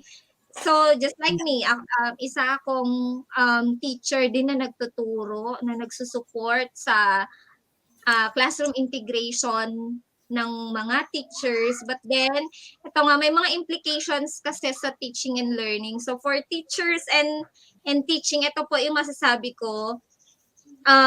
Yun nga, kailangan natin i-guide yung mga teachers on what they should teach that relates to ICT. Yun yung ginawa ko kay mama. And how to teach it. Kasi syempre, kung hindi rin niya kasi alam kung paano siya ituturo sa mga estudyante niya later. So, parang may kulang. Okay? Parang hindi kompleto. And ito yung pinaka-favorite namin ni Mama. Technology should never replace any human teacher. Actually talaga. Kasi kahit ilang pilit ko pang tinuturuan, gawa naman tayo ng PowerPoint presentation. No, I'm better with my PowerPoint presentation. Sabi niya, tuloy-tuloy pa rin siya nagtuturo. Sabi ko, sige, nayaan ko na lang for as long as she knows how to record yung kanyang mga session. Kasi, syempre yung composure din niya sa pagtuturo kasi kung sasabayan ko siya na or sisingitan ko siya na biglain na turuan siya na mag-present ng PowerPoint presentation sa kanyang mga klase. Kasi in-explain ko rin kasi most of our students actually are visual students, and kung puro lecture ka lang kasi dyan, sa ganitong setup mahihirapan din actually yung mga estudyante mo matuto. Pero syempre, at her age, iniintindi ko na lang kasi syempre, yun yung nakasanayan kasi ni mama na ng way ng pagtuturo niya. So we just devise a technique kung paano niya ma-check yung mga estudyante niya kung nakikinig pa siya, ay nakikinig ba sila or hindi. So one at a time, nagtatanong siya, nagpaparecite siya, tapos yun, doon niya chine-check kung talagang nakikinig. At least kahit hindi nagpe-present, nakakatuwa naman yung mga estudyante niya kasi syempre, first and foremost kasi in-explain niya na nahirapan siyang mag-present ng PowerPoint and ine-explain na lang niya kung ano yung babasahin ng mga estudyante niya later kasi naka-upload naman na yung mga materials dun sa Teams. So number 3, so there are rules and regulations that govern the use of technology. So syempre, meron tayong mga cautions. Sinasabihan ko rin si Mama when it comes to this. So cautions should be observed to protect the individual privacy. Syempre, si Mama baka mamaya hindi niya rin kasi alam kung ano yung mga to. So ina-explain ko rin sa kanya na wag ka basta-basta ganito mag-share ng mga ganito, ganyan. Okay? And all the issues and many more shall be part of the teaching content. Alam natin, na-explain naman ni Mama na kung for example, nawalan kami ng internet, ayan, nagsasorry naman siya sa mga estudyante na that's part of it, di ba? Lahat naman tayo as parent, di ba? As a student, kasi estudyante rin tayo minsan. As teachers, meron po talaga tayong fair share when it comes to issues. And it's already part of it. So, kailangan lang talaga natin maging mapasensya at intindihin na ganito talaga, wala tayong magagawa doon. Okay?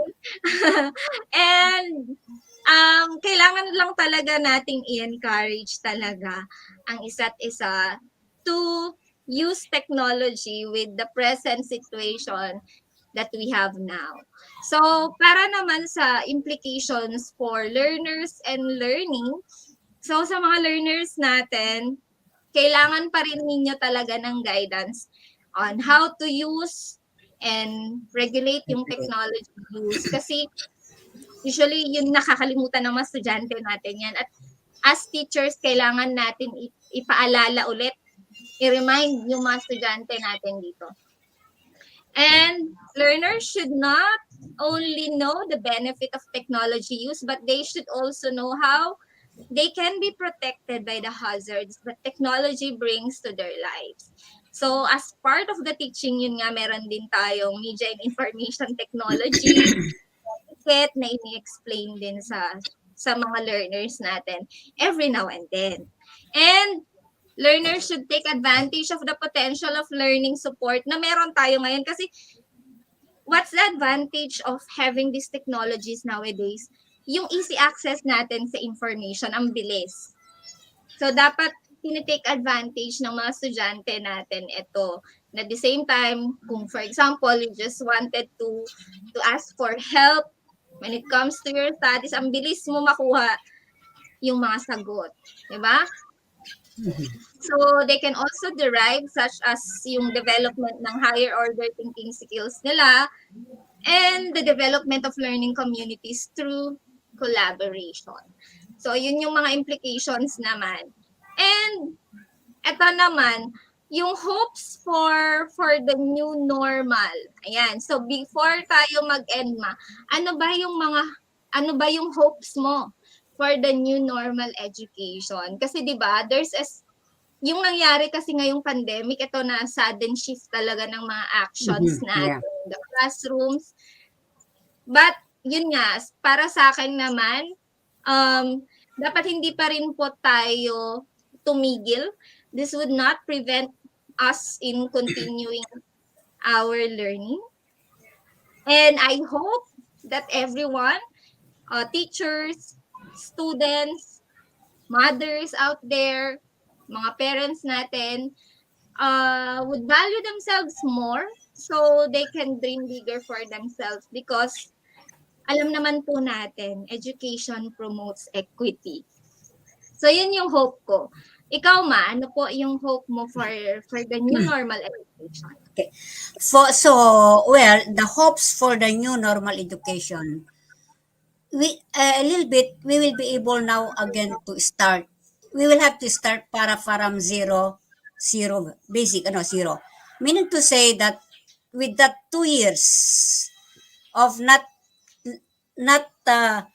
dealing with our student from face to face, only the use of this technology, there will be a little bit of change on the way. They will have to what to start, meaning to say that going back with the with the traditional way without any technology, yung mga bata nahasa na, they were already used of using that technology. However, the hope here now will be a little bit, not exactly in totong a change for it, but little by little we will be able now to balance it, that there will be in shifting process on the proper way of teaching in the classroom, as to the proper of the what of the blended mode of teaching, to those who are used to it. But to those who didn't have any opportunity, at talking especially the elementary grades, okay, not all elementary grades were given that access of technology. However, they have this online that is assigned, let's say, 2 times or 3 times a week. Kulang na kulang yan sa preparasyon na dapat ibigay natin sa mga batang magsipag-aral at their on rate of growing. Together with the growth and their educational upliftment, it should be guided together with this normal teaching. But however, that ang hope natin for the new normal is it would be a little bit again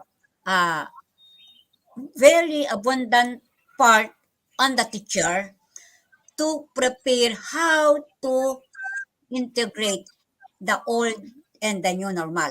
What I mean is old from the blended, old from those who are not able to access technology, and to those who are really well versed of the technology. Kaya ang hope natin sa new normal education is we will not exactly remove technology. Andyan pa rin ng technology na yun ngayon ang dulot na pwede natin gamitin as a starter natin na bumalik sa normal na paggamit, so that the children now there will be able to be given that opportunity to take hold and embrace the so-called technology. More so now with that Microsoft Teams, not lahat ng mga bata siguro ay matuto ng humawak. Sanay na sanay sila. Okay, with their mga gadget ngayon, well, of course, with the 3 years old, 4 years old na mga bata, hawak na nila ng kanilang cellphone at they are used to it. Only how to manipulate is that is still a part of our teacher as a parent to guide them in the proper use of the technology. Okay, yun ang Yan. So, thank you sa mga inspiring words mo when it comes to sharing kung ano naman yung fair share mo when it comes to technology. Kahit alam ko hindi talaga techie si Mother Dear. Hindi talaga siya techie, but yun nga, it's so inspiring. Ilang taon ka na ba, Ma? Ayaw na naman niya sabihin. Ilang taon ka na ba, Ma? You just surveyed. I was born 1944. Yes. O, diba? Sometimes pag tinatanong sa akin how old are you, ma'am? Secret. Kasi parang secret ang sagot ko. I just want them to just think how old am I? But the question is, I still feel young, very young. Actually, talaga secret talaga yung sagot niya po dyan kapag tinatanong ko po yung age niya, secret. But as you can see naman, very young at heart siya when it comes to learning of new technologies, di ba? At yun nga, sana po na-inspire po kayo sa story namin ni Mama as an educator, as a parent, as a woman, di ba? As a sister to others. Sobra pong ang talagang nagpo-push talaga sa akin din to go forward is my mother-in-law. Kasi sobrang natutuwa ako sa lahat ng mga turo niya. Kahit minsan medyo matigas yung ulo ko kasi syempre magkaiba kami, nagka-clash minsan yung explanations namin when it comes to teaching, but at the end of the day yun nga, nasa gitna pa rin, naging neutral pa rin kami minsan. At natutuwa ako kasi patuloy naman na ini-embrace ni Mama yung drastic change na meron sa teaching. Kahit alam ko talaga na sobrang, yun nga sabi niya, 54 years siyang nagturo with the technology that she has before, di ba? Ballpen, yung chalk lang at saka yung board. Pero sobrang na-inspire po talaga ako. As in, kung for example, kailangan niya pa talagang mag-encode ng mga lessons niya, na yan, late pa yan matutulog. As in, pag pupuyatan niya yung lesson niya, aaralin pa niya yung lesson niya. Kasi sabi niya, kasi sa akin, I need to be ready in my class. kailangan paghandaan ko pa rin kahit yun nga, yun yung struggle niya minsan kung paano yung pagtuturo. But then, yun nga, sa experience niya in teaching, napaka-effective pa rin niya kahit yun nga, medyo nahihirapan siya when it comes to sharing PowerPoint. So, hindi siya masyadong mag-share ng PowerPoint presentation kasi baka mamaya daw kasi natakot pa siya kung may mapindot siya or what. But then, maraming salamat po sa opportunity na ma-invite kami ni Mama to share with you our story. Ayan. At sana po na-inspire po kayo sa sharing namin. At sobrang idol ko. Kung meron ako, kung idol ako ng karamihan dito when it comes to technology, mas idol ko talaga si Mama ko.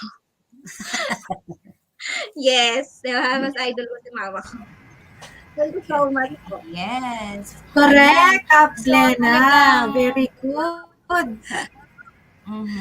At saka talagang nai-inspire talaga din kaming lahat, lalong-lalo na makikita dito sa mga comments ng ating mga nanonood sa ngayon. Ang sabi dito ni Miss Anarep Janet, "Thank you, Ma'am, for inspiring us. You are a teacher by heart. Despite all the challenges that you encountered to continue teaching amidst pandemic, you nailed it po for your students." Yes. Naman. Yes, sabi pa. Opo. Kasi ang technology naman Hi, Ma'am talaga Ariel, ay thank you, for ma'am. Yes po, ang technology naman po talaga ay any age po yan, hindi porket na talagang kasi may edad na ako, ganyan, hindi na. Kasi syempre, no, talagang yung sinasabi nila, yung technology ay para sa mga bata lang daw yan. Ay, hindi po. Yun Yes. naman natin. Doon din naman talaga ako natuwa, Kap Sheila, kasi yun, hindi ko narinig sa kanya na ayokong gawin yan kasi matanda na ako. Hindi eh. Sige, ganun pa. Kasi kung kayang-kaya nga ng mga bata, actually, yung mga anak ko ako pa yung tinuturuan din talaga no? Yes. Parang feeling ko tuloy, tumatanda na ata talaga ako. Ayan. Indeed, Ma'am Doc, Maraming Sheila. salamat po. Like mother, like daughter. Yes. Sana pagdating din ng araw, Like mother, maging katulad like din tayo ni Dr. Soledad. Yeah. So, yung talagang, alam niyo po, yung Opo. nagpa-part-time din ako sa mga university before. Talagang yung mga katulad po ni Dr. Soledad ang nagiging inspirasyon ko talaga. Thank you. Thank you, ma'am. Thank you. Okay. All right. Ayan, to award the certificate, Kapbay. To award the certificate of appreciation is presented to Miss Glenna Agbulos Tagibal for sharing her invaluable knowledge as resource speaker during the My Tech Talk Session 2 in celebrating the 2020 National Women's Month, Amplifying Women's Empowerment in Educational Technology webinar conducted by the ICTS Educational Technology on March 12, 2012, given this 12th day of March 2022 through StreamYard. Signed, Mr. Mark Anthony CC, Mr. Abraham YC Abanil, and Mr. Alain Del B. Pasco. Congratulations po, Miss Thank you, Glenna. Miss Bai. Thank you. Ayan. And also, Kapbay, para sa ating talagang nag-serve as talagang inspiration natin sa lahat-lahat po. Kung meron sa anak, meron din sa mother. Di ba, Kapbay? Yes. Thank you so much, Ma'am Doc Soledad Tagiba, for sharing your invaluable knowledge as resource speaker during our My Tech Talk session in celebrating 2022 National Women's Month, Amplifying Women's Empowerment in Educational Technology webinar conducted by the ICTS-EdTech on March 12, 2022, given this 12th day of March, signed Mr. Mark Anthony CC, Mr. Abram YT Abonil, Mr. Alain Del B. Pascua. Thank you so much. Maraming Thank you. salamat. Maraming salamat. Okay, maraming Ayan. salamat, ma'am. Okay, thank you. Thank you. God bless. God bless po. Ayan, talagang nakakatuwa talaga, nakaka-inspire, no? Kapbay, sana maging katulad din tayo ni Doc. Di ba, Doc Bay? Inshallah. Yes. Inshallah, Doc Cap. Sheila, ayan. So, without so much Laban further yung ado, ating internet kasi ako naglalag din eh. Okay, ayan, so yes, sumunod. Mga empowered internet. Ayan, our Oh, third set of empowered. speakers. Yes, so let me share our second speaker for today. Kapbay, hayaan mo ako na ipakilala yung ito talagang malapit din Please. talaga sa akin, sa aking kaibuturang puso. Charot. No, so tag dito, itong dalawang to, syempre yung isa ay Yeah. syempre ano ko to ka-division ko to syempre I love my own, no? And itong isa naman ay talagang mentor ko forever. Ayan. So, let me introduce them. So, she's the marami siyang certification, Kapbay. So, hayaan mo akong sabihin ito lahat. She's the Microsoft Certified Educator, MCE. She's also the Wakelet Certified, Kahoot Verified Educator, Kahoot Bronze Certified, Kahoot Silver Certified, Kahoot Gold Certified. Wow, puro mga Kahoot, no? Flipgrid Certified Educator Level 1, 2, 3. And also Microsoft Innovative Educator Expert, MIEE. Yan. And also Microsoft Innovative Educator Master Trainer, Microsoft Educator Education Ambassador, Flipgrid Student Student Voice Ambassador, Wakelet Ambassador, ayan, Adobe Creative Educator Level 1, and she's also the Outstanding Master Teacher Finalist. Finalist Division Level for the school year 2020 to 2021, and also the Outstanding Master Teacher Cluster Level for the school year 2020 to 2021. Let's have Miss Serena Galoy. Ayan. Si Serena. Good afternoon, Ma'am Serena. Ayan. And yung isa naman, para sabay na sila. Ayan. So, yung isa po, ito po ay aking ka-division. She's a graduate of Master of Education, major in Special Education from New Era University, Quezon City. She's also finished her Bachelor of Arts in major in psychology from Roosevelt College, Marikina. And also, she's an academic scholar.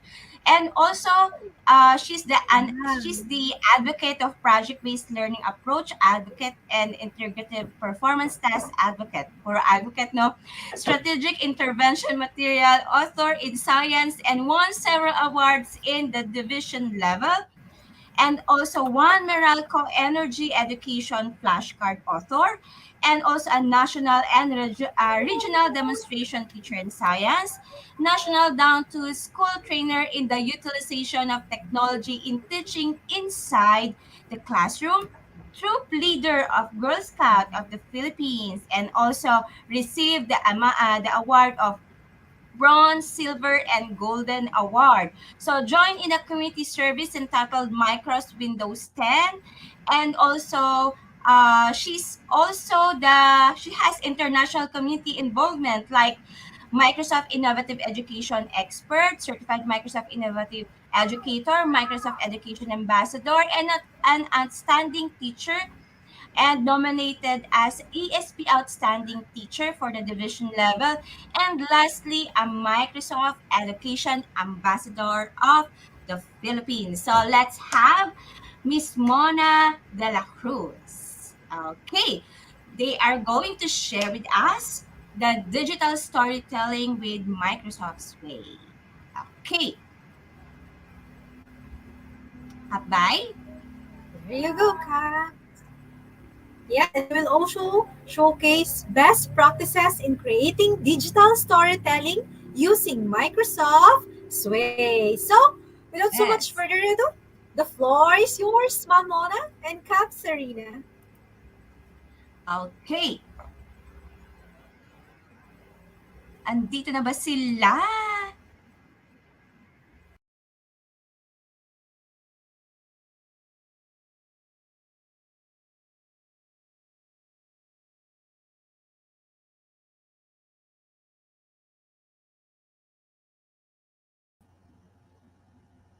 Ayan, Kap Mona, nakamute tayo. And also si Serena, sorry. kamusta naman si Serena? Talagang namimiss ko kayong dalawa, no?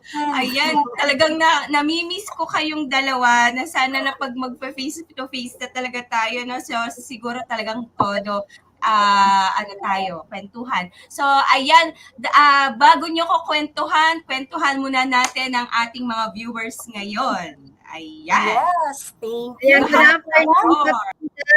Miss na rin kita. Tama. Ayan. Ayan, Ma'am Mona. Narinig na ba ako? Yes, okay na. Ayan, thank you.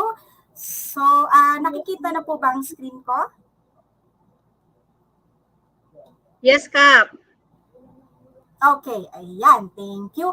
So, again, I'm Miss Mona P. De La Cruz, a master teacher too from SDO Marikina, and would like to take this opportunity to thank our the SDS, Ms. Cheryl Gayola, and to our very supportive principal, Ms. Shirley Andy Hernandez, and to all of the Fortune Elementary School faculty. Ayan. So, our topic would be all about Sway. So, ano nga ba itong Sway na to? I'm sure may iba sa atin na alam na si Sway, but we just want to cater and give introduction to those naman na hindi pa nakakakilala kay Sway. Ayan. So, Sway, by using Sway, you can create and share interactive reports, presentations, personal stories, and more. Okay. Ayan. So, before I proceed to our discussion, our presentation, I would want to share with you a short video clip about Microsoft Sway.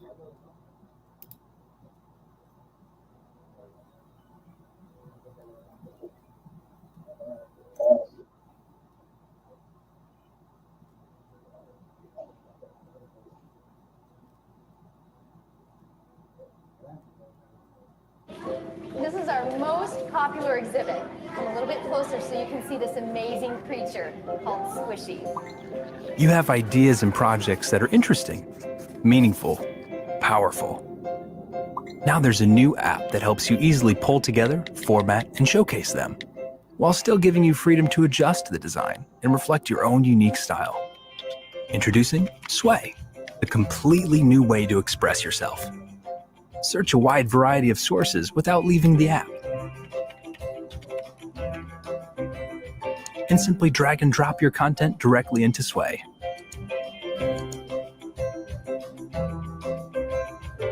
Sway gives you the power to assemble and present your ideas, all just a tap or click away. It lets you create a polished, living, breathing canvas of your ideas on the web, using a variety of multimedia that you bring together with ease. Select a layout and style for your content, or let Sway do it automatically by showing suggested combinations for you to consider and change at any time.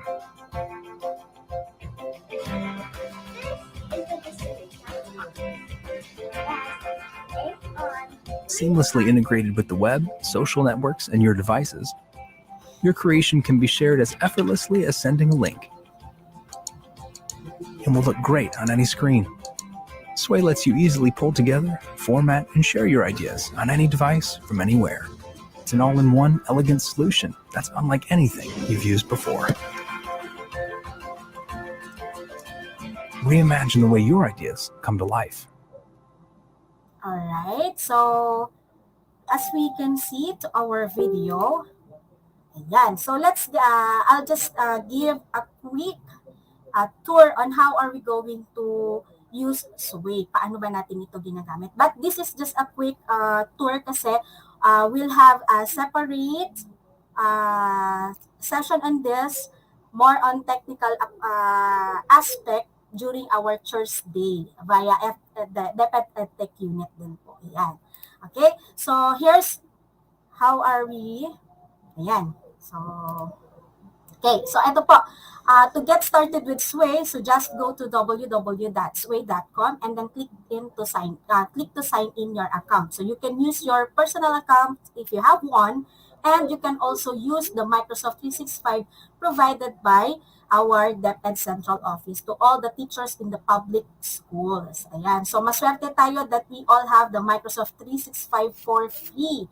Kasi hindi po lahat ng nasa education natin, nasa education system ay merong free. Ayan. So number 2 step is to click on create to make new or to make your own Sway.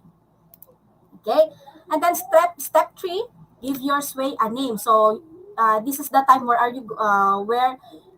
when you are going to put title on your Sway. So parang ito yung pinaka-file name niya.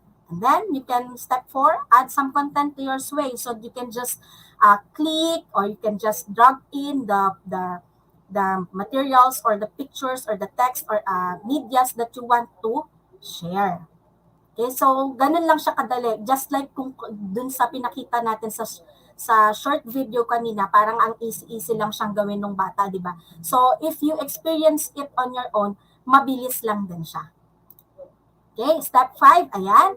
Ito na yung mag-add ka na ng ibang media. So you can also add picture, video, tweets coming from the Twitter. You can embed links to your PowerPoint to your Sway presentation as well as the chart view. Ayan. And then sixth step or step 6, so in the selections of the Sway interface, the design tab is an area where you can choose themes and fonts of your Sway. Okay, so you can also make a remix to the designs na mga napili ninyo. Right?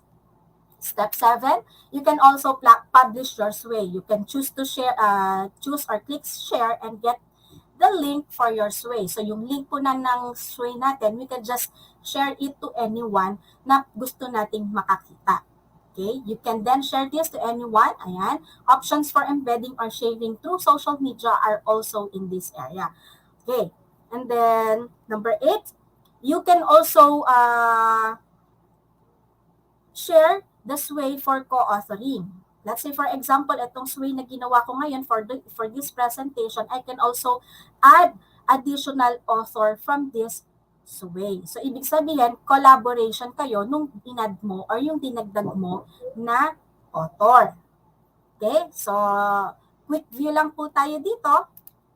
Ayan. So, here is an example of my bio note or profile, or we can say that na isa ding pwede rin gamitin as what do you call this? Parang resume. Ayan. So, this presentation or sway presentation, I've used this when I apply for the Microsoft Innovative Education Expert. Ayan. So, ito po ay sway din siya. So, pwede kang magdagdag ng isang sway or another sway into your present sway. Okay? So, kapag clinic po natin siya, ganito po siya. So, from here, you can show your storytelling. So, for me as a teacher, I use this to update my profile. Okay? So, pwede nyo rin itong magamit as portfolio. Ayan, portfolio as a teacher, and you can also share this to your learners to make their own portfolio.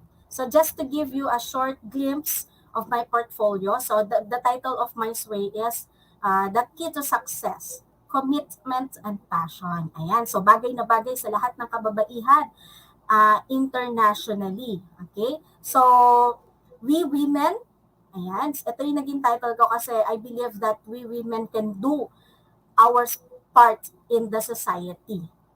Okay? Ayan. Po. So, I'll just give a quick, ayan. So, ito po, this is the story where I began to involve myself to Microsoft. Okay? So, before you become a Microsoft ambassador, you have to teach back. Okay? So, lahat ng tinuro sa inyo ni Microsoft, you have to give training or provide training to some of the teachers that you want to learn from you. Okay? So, this is the story. Ayan. So, pwede ka. So, sa baba ng picture, you can write or put or integrate a short introduction to your story. And then also, you can, if you have a lot of photos, you can arrange them in stack arrangement or stack arrangement. Ayan. So, eto po yung aking naging journey during my Microsoft Education Ambassador. Okay? And then, ayan, why do I consider myself? Ayan, ito po yung naging aking sagot. Okay? And then, incorporating Microsoft technologies in innovative ways in my classroom to cultivate a strong 21st century teaching and learning environment. Okay? So, here are the pictures. Kung kanina, mapapansin natin, nakastack yung picture. This time, naka-arrange lang siyang tabi-tabi. So, it's all up to you. Madali lang po siyang aralin kung sakasakali. So, this is how I utilize Sway in making my profile. Also, you can add links like this. So, let's say, for example, if I click this one, so, mag-leave ako sa Sway, mapupunta siya dito sa PowerPoint presentation na ginawa ko. Okay? Ayan. So, this is my PowerPoint presentation. Okay, going back to my presentation. Ayan. So, also, this is my, the pictures during my science session to my learners. Okay. Ayan. So, ganyan po siya. You can put a lot of pictures. Ayan. Okay. So, dito pa lang, by using Sway, you really can create your own story. Okay? So, ang story naman natin, iba't ibang paraan yan eh. Diba? We deliver that in delivering our lessons. Okay? Ayan. So, pasadahan na lang din po natin ng konti para makita nyo kung paano ko siya in-arrange according dun sa story na gusto kong i-share sa makakakita ng aking Sway. Okay? So, on this part, I became one of the national trainers para sa ating PSDS, mga PSDS natin, EPS, and school heads. Ayan. Okay po. So, again, ayan, my title, my text, my picture, so you can arrange. Ayan. So, dito, gusto ko lang ma-share na even when I'm pregnant, ayan, kahit buntis po ako, I see to it na if there is a need for me to share what I have learned to teachers that will help them to become more efficient and effective in teaching while using technology inside the classroom. Kahit buntis po ako, nag-share po ako. Ayan. So that's how empowered women we are. Hindi lang po ako. And I'm sure that a lot of teachers na may ganitong situation. Okay? Yan. So, lock sessions, training, naiimbitahan po tayo sa iba't ibang trainings, sa iba't ibang lugar po. And nakakatuwa na makita yung mga teachers na they are really trying to ask questions, na makikita mo sa kanila, they are curious on how are you going to do this, on how are you going to do that. Okay? Ayan. So, of course, sa ating public school teachers, part natin is ang classroom observation. So, from this observation in the classes, I try to guide the teachers kung paano nila may integrate ang ICT sa pagtuturo nila. Okay, so hack the classroom. Nag-join ako sa mga iba't ibang activities ng ating Microsoft. Okay, so this is one of the trainings na nakatouch din ng aking puso. Okay, so here, we attended a training here that kasama ng mga taong blinds or may konti na lang na paningin due to some illness po. But then, nakakatuwa silang kasama kasi nung time na yon, pati kami na hindi naman po blind, pinaramdam sa amin kung paano yung pakiramdam ng katulad nila. So, naglagay ng blindfolds. Alam mo, yung ang hirap-hirap na mag-type sa keyboard. Kasi ako, personally, hindi ko kabisado ang letters natin sa keyboard.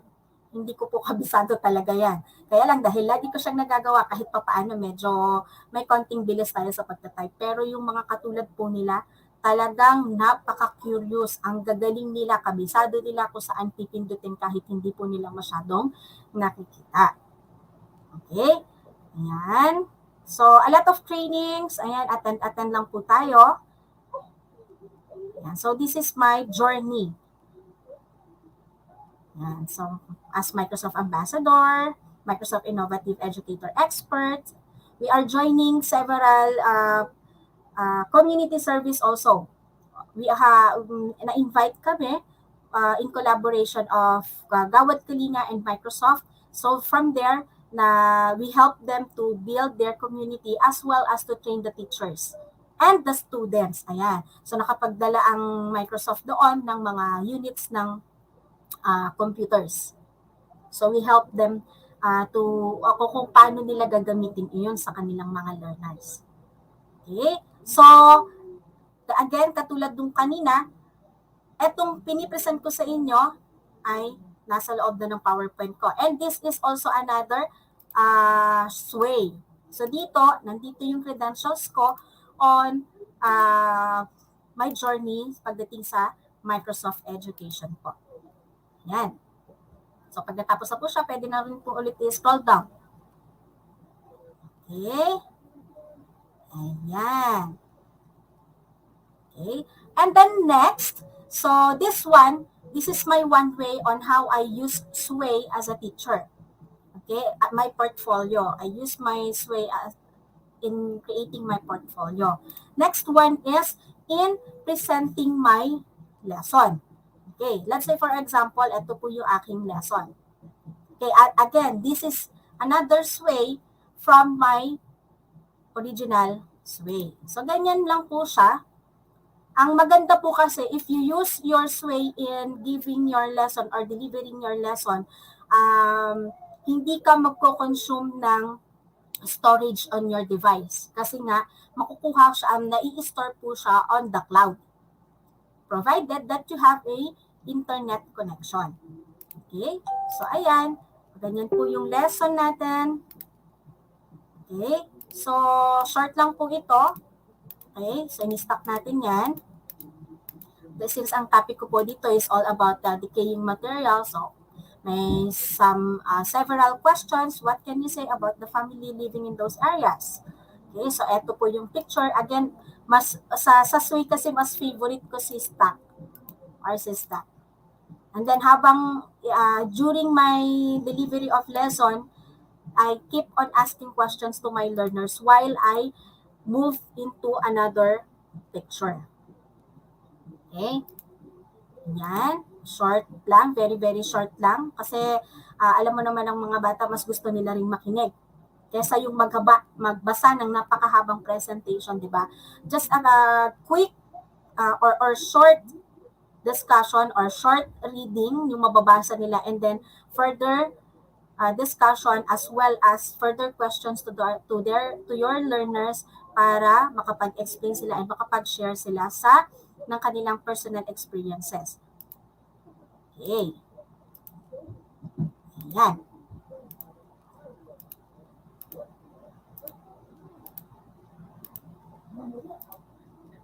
Ayan. So let's go to another one of my, this is the last of my presentation. This one, as a teacher also, there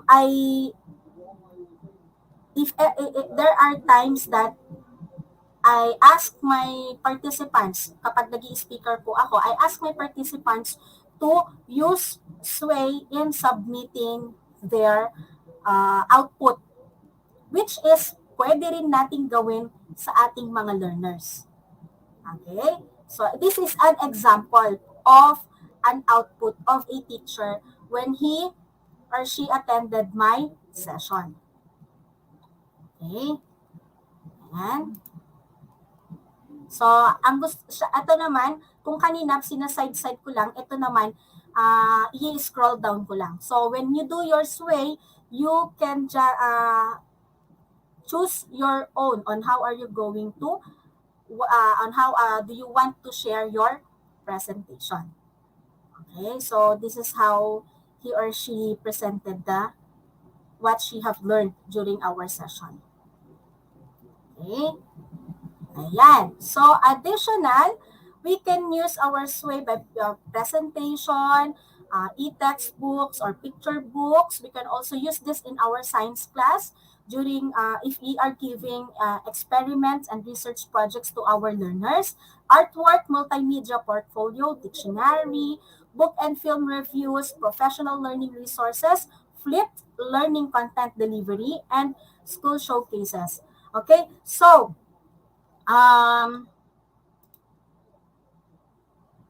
okay po. Ma'am Serena will further share with us outputs of her learners using SWAY. Okay po.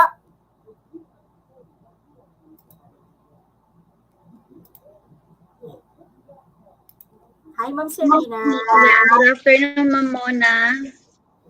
So, good afternoon, everyone. I enjoy, ma'am, yung present mo, no, na ipakita mo sa amin yung SWAY. So, this time naman, I'll be sharing paano ko ginamit yung SWAY before pa yung pandemic para makita nila na, kasi nasa transition na tayo, di ba, ng limited face-to-face. So, at this time, makikita nila na, pwede magagamit ko siya for my hybrid. No, hyplex learning. So, ayan. So, allow me to share my screen po.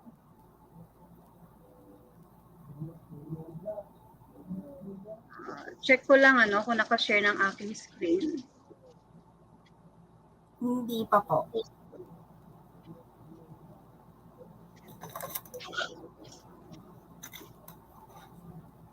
Okay, for a while lang po.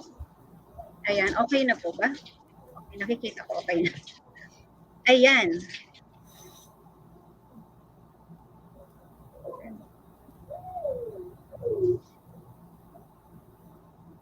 Ayan po, kasi magta-transition ako from one, kasi nandito ako sa isa. Okay na po ba? Naka-share na siya? Parang hindi ko pa po nakikita. Nag-ano siya. Anong nangyayari? Ayan, naka-share na siya, ma'am. Wait lang po. Iba yung, ang nasa screen ko actually now is magalaw siya, hindi ko nakikita ng malinaw. Ayan, and I can see my screen this time. No, so hindi ko. Wait lang po ulit ha, saglit lang po. Exit lang ako sa aking full screen. Okay. Ayan. So, let me share my Sway. No, so how I use Sway po sa aking klase before the pandemic, and ngayon na paano ko siya ginagamit din ngayon, and for my personal, no, both personal and for the purpose of education.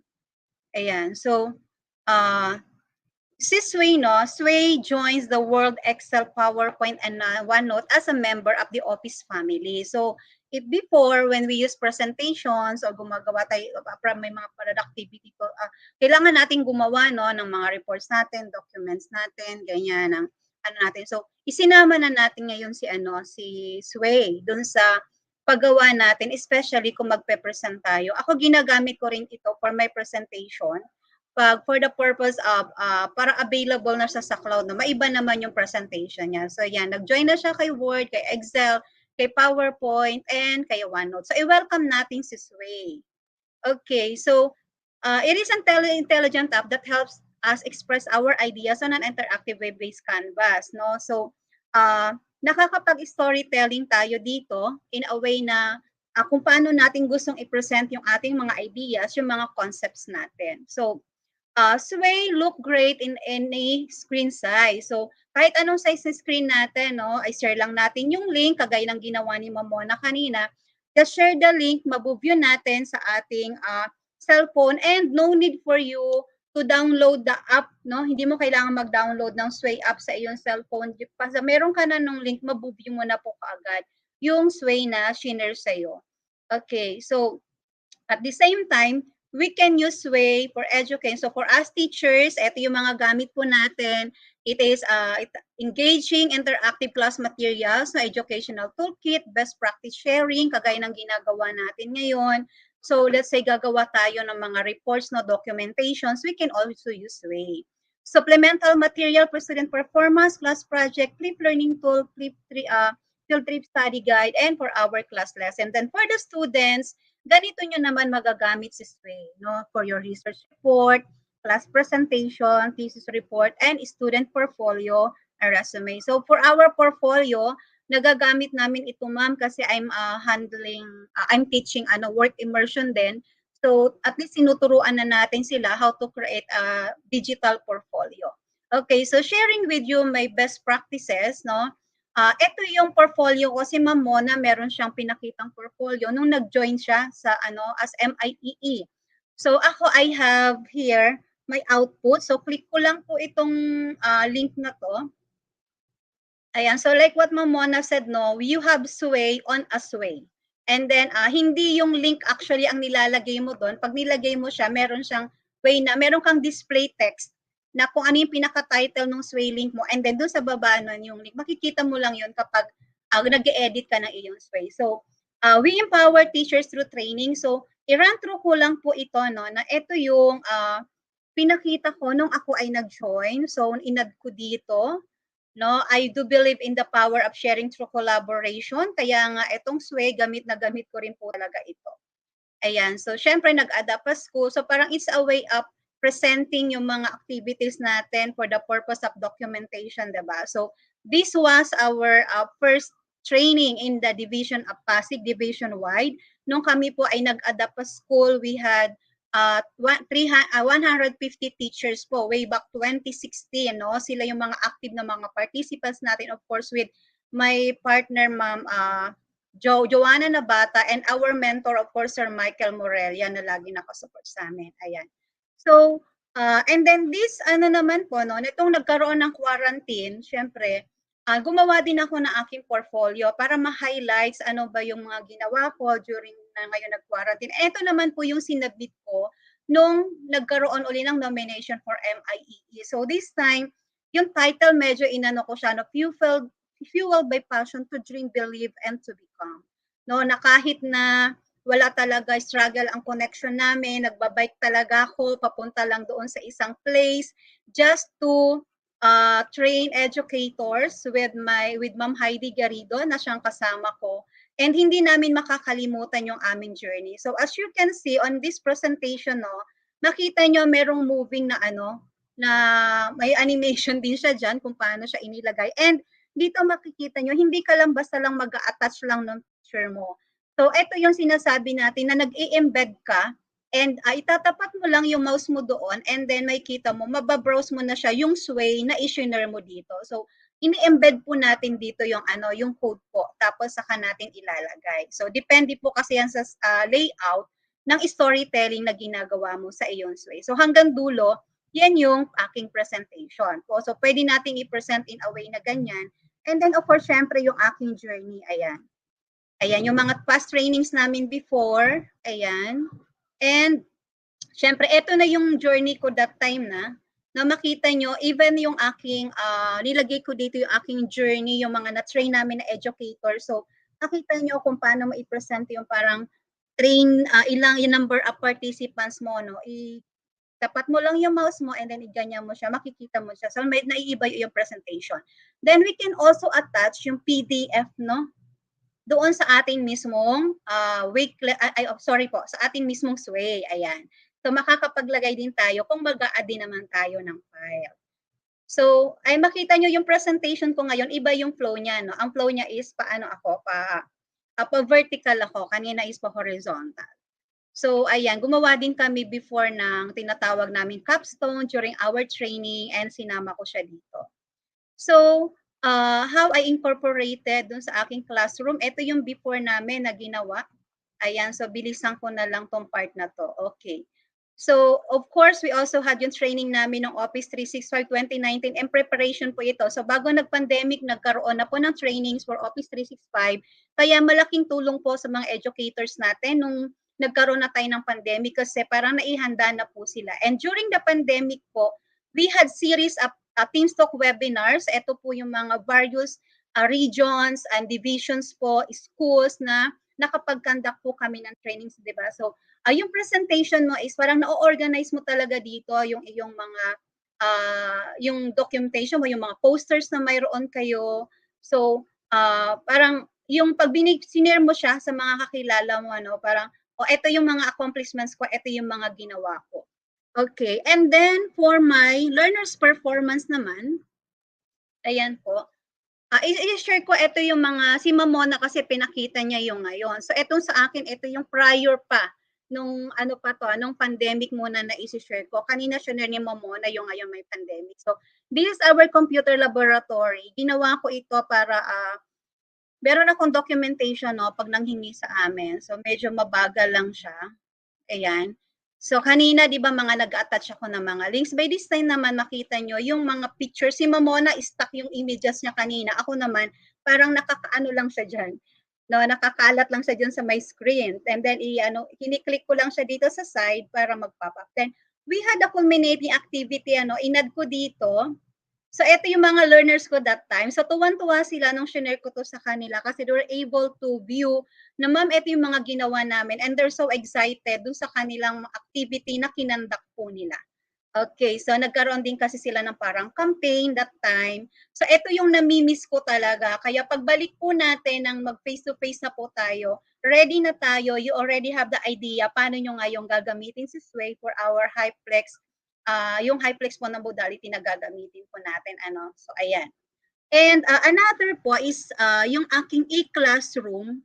For my e-classroom naman, ito naman yung ngayong pandemic naman na. So, I use Microsoft Teams for my e-classroom. And bibilisan ko lang yung kasi for hindi naman siguro mababasa, yung tinakpan ko naman yung mga pangalan nila. Ayan, so makita nyo po, we're using MS Teams po sa aking klase. And doon din ako nagpo-post ng aking mga assignments at ng kanilang mga activities po. Ayan. Then, I also have here yung work immersion digital portfolio. So, ito yung sample template ng portfolio na ipinipresent ko sa kanila, binibigay ko. And then, ikakopy ko lang yung link na pwede silang mag-edit, and then share ko sa kanila yung link. Then, automatic may template na po sila, babaguhin na lang po nila yung design. So, ano yung mga nandyan, may instruction na siya kung paano gagawin. And then, ano yung mga i-attach nila, then including the template, paano ba dapat yung pagkakasunod-sunod. Then, sa side naman yan, so ilalagay nila dyan yung kanilang mga documents na needed for their portfolio. So, this is for work immersion portfolio naman. Okay, then another one, ayan. So, this one for my lesson naman. Okay, so eto siya, no, kung paano kong ginamit siya as presentation naman sa aking lesson. Paano ko siya piniresent sa klase. And then sa dulo, mayroon po itong references. Kailangan lagyan natin siya. Ayan. So ito po yung merge cube, di ba? Na kung naaalala nyo pa yung merge cube. So ayan, pinakita ko sa mga estudyante ko kung paano siya pwedeng magamit. Okay, then that's my output, no? My best practices. But for my students, na nasanay kasi tayo na ang mga outputs nila printed, papaprint natin, papagawa tayo ng ganito, printed siya, nakalagay sa isang folder, tapos ilalagay natin sa library or ilalagay natin, itatago nila. So very bulky, no? Kailangan ng maraming space. But this time, ang pinagawa ko sa kanila, gumamit sila ngayon ng Sway. So these are their outputs. First, we have the plagiarism. So kanya-kanya silang topic.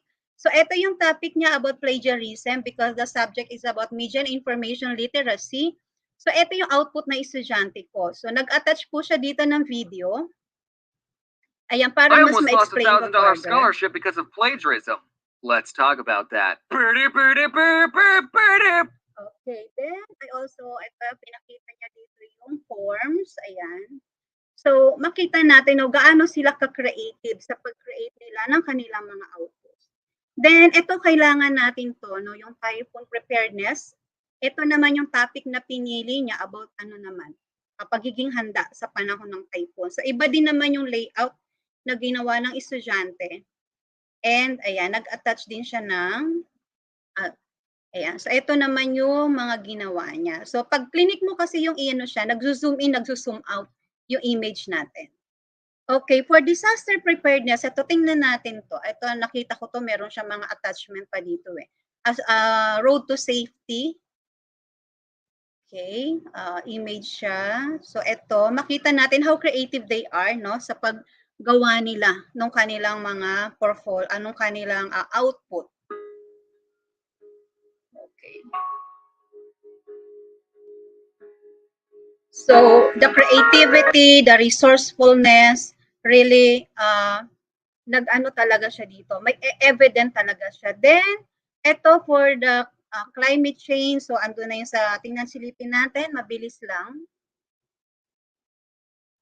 Okay. Ito naman yung kanya, yung ginawa ng student ko. Okay, and then, the effects of climate change.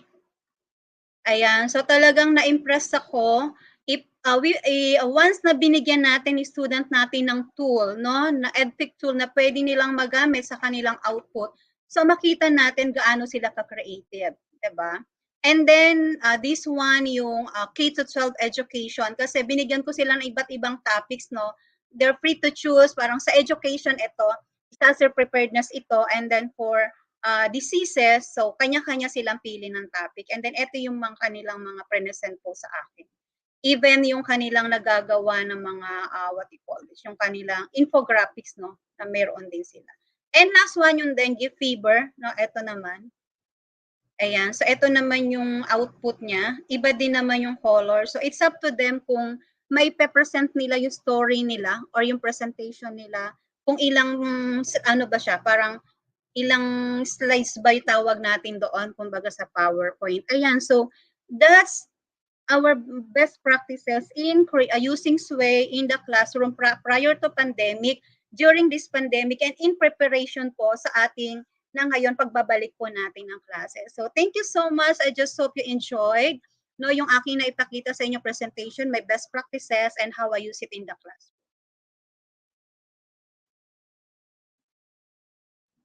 Ayan po. Ayan. So talagang idol ko dyan si Serine, tsaka si Sis Mona. So talagang yung lalong-lalo yung mga output ng mga bata, maganda Hindi ko in-expect. Tama, yes, ma'am. Kahit sabihin mong pandemic, tapos Syempre meron tayong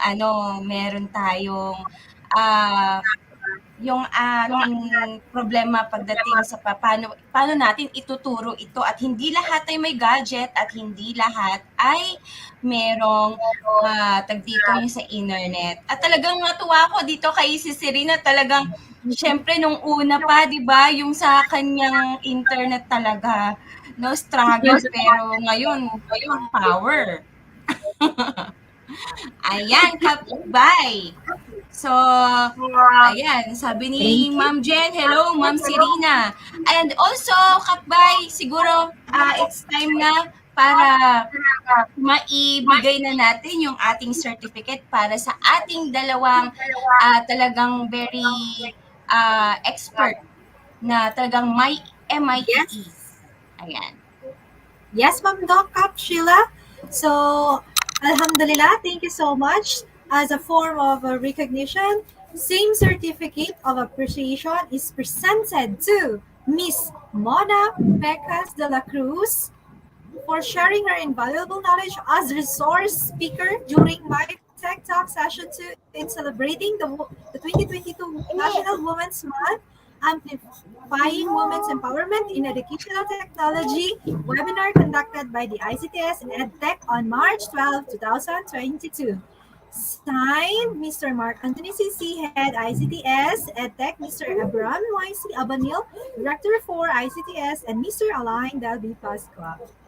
Another certificate of appreciation is presented to Miss Serena V. Galoy for sharing her invaluable knowledge as resource speaker during the MyTechTalk Session 2 in celebrating the 2022 National Women's Month, Amplifying Women's Empowerment in Educational Technology webinar conducted by the ICTS Educational Technology on March 12, 2022. Given this 12th day of March 2022, through StreamYard Educational Technology Microsoft for Education virtual session. Signed, Mr. Mark Anthony C., Mr. Abram YC Abanil, and Mr. Alain Del B. Pesca. Congratulations! Okay, congratulations, si Serena. Thank you!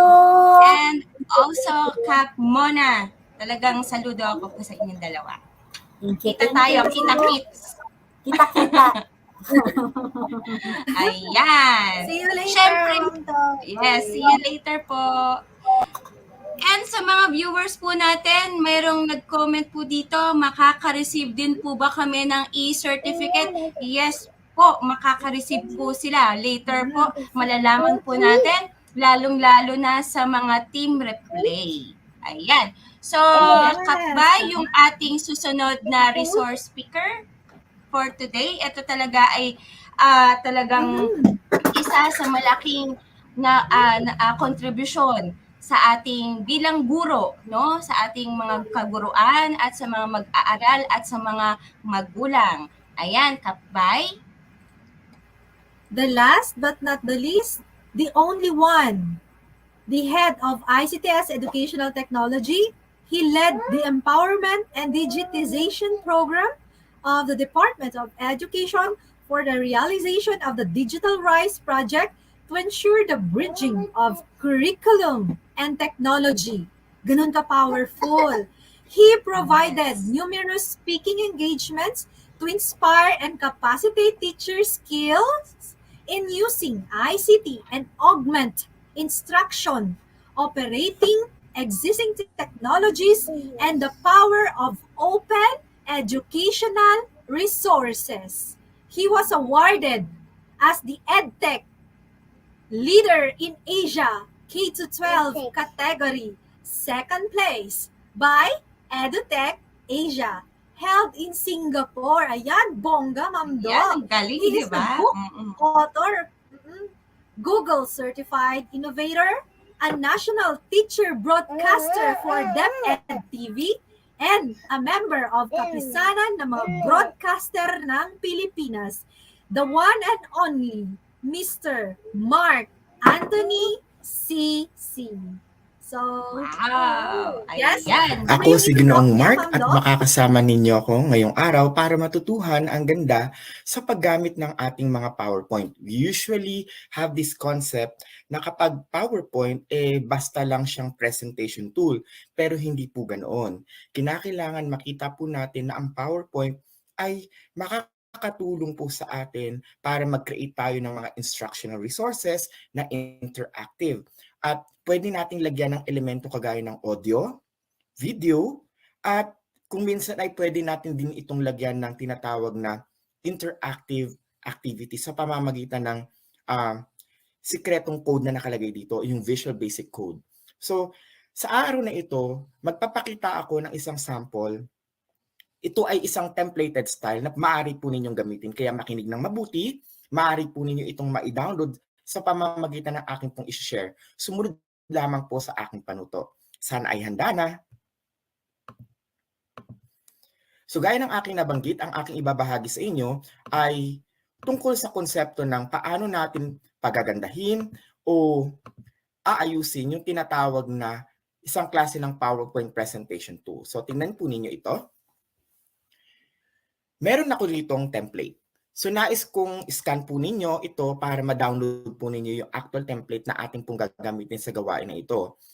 Please make sure na pag na-download ninyo yung template ay i-copy, paste, o gumawa ng another version for it para meron po kayong laging babalikan kapag na-edit po ninyo.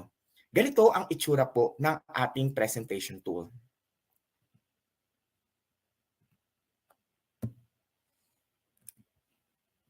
Mapapansin po ninyo na ang ating activity ay mayroong 5 items.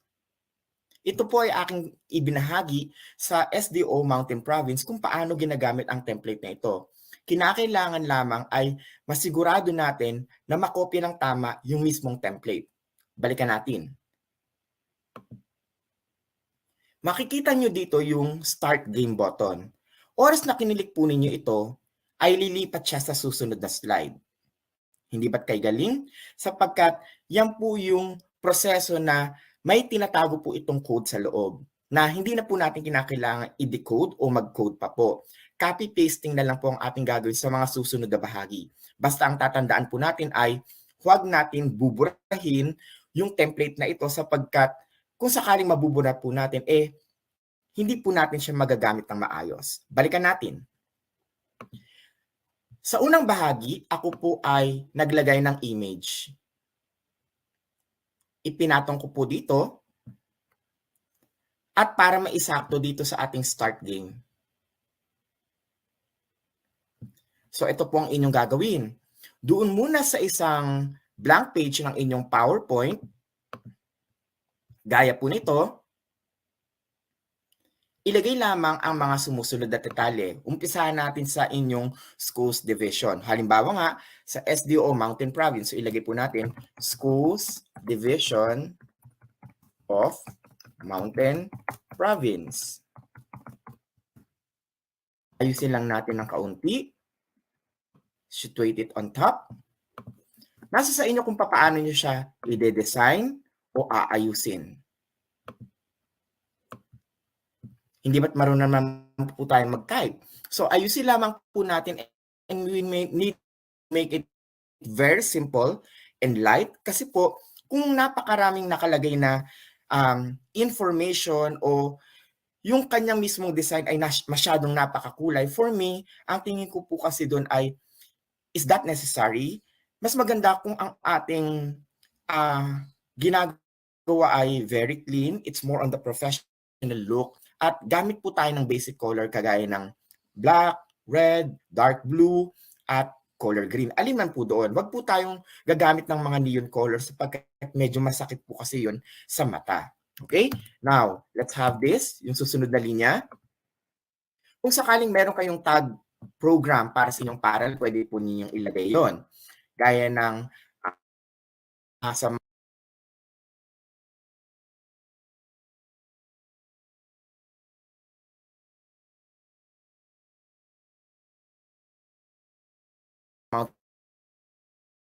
province, meron silang pero pwede nyo rin pong palitan yan at gamitin yung inyong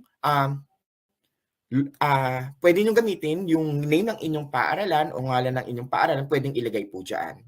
Now, adding that, sumunod na linya, ilagay po natin sa gawing bahagi dito sa gilid, ayan, ilagay natin kung anong quarter. So for example, ngayon nilagay ko kanina, unang markahan,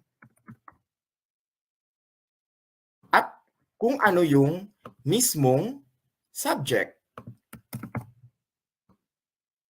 Halimbawa, Araling Panlipunan 6. Ilalagay din natin kung anong grade level. Now, make sure na kapag tayo po ay gumawa ng ganito, ipagpantay-pantay po natin. Ayan. Mas magandang tignan po. Makita po siyang pantay-pantay. Now, you could add more, kagaya ng paksa. Ilagay lamang, Aralin 1.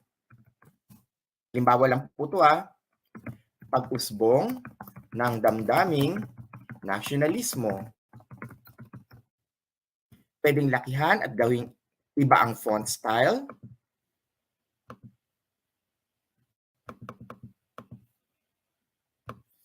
So tandaan po, nasa sa inyo kung papaano nyo po yan i-design. Next, kailangan natin i-imagine ano yung, kung saan natin ipopwesto yung mismong button na start. Okay? Since gusto natin na dito siya sa bahaging ng lower left side, kinakailangan maglagay po tayo ng kaunting espasyo rito. Now, you could add your school logo if you like to. Sa case ko, ilalagay ko po ay yung DepEd logo. Hanapin lamang po sa inyong computer. Search for images.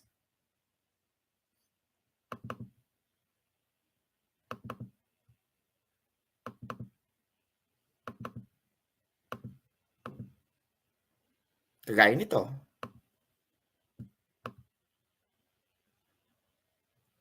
And then, ilagay lamang ang ngalan ng guro. So, yung name po ninyo.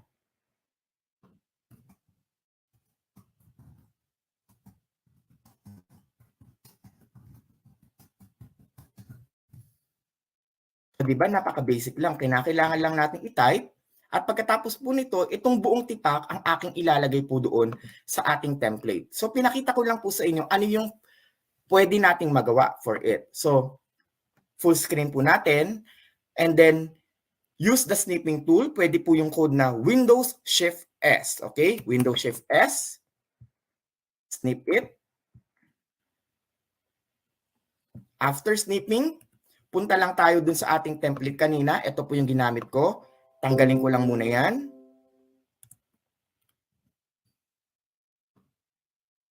And then I can replace it something like this.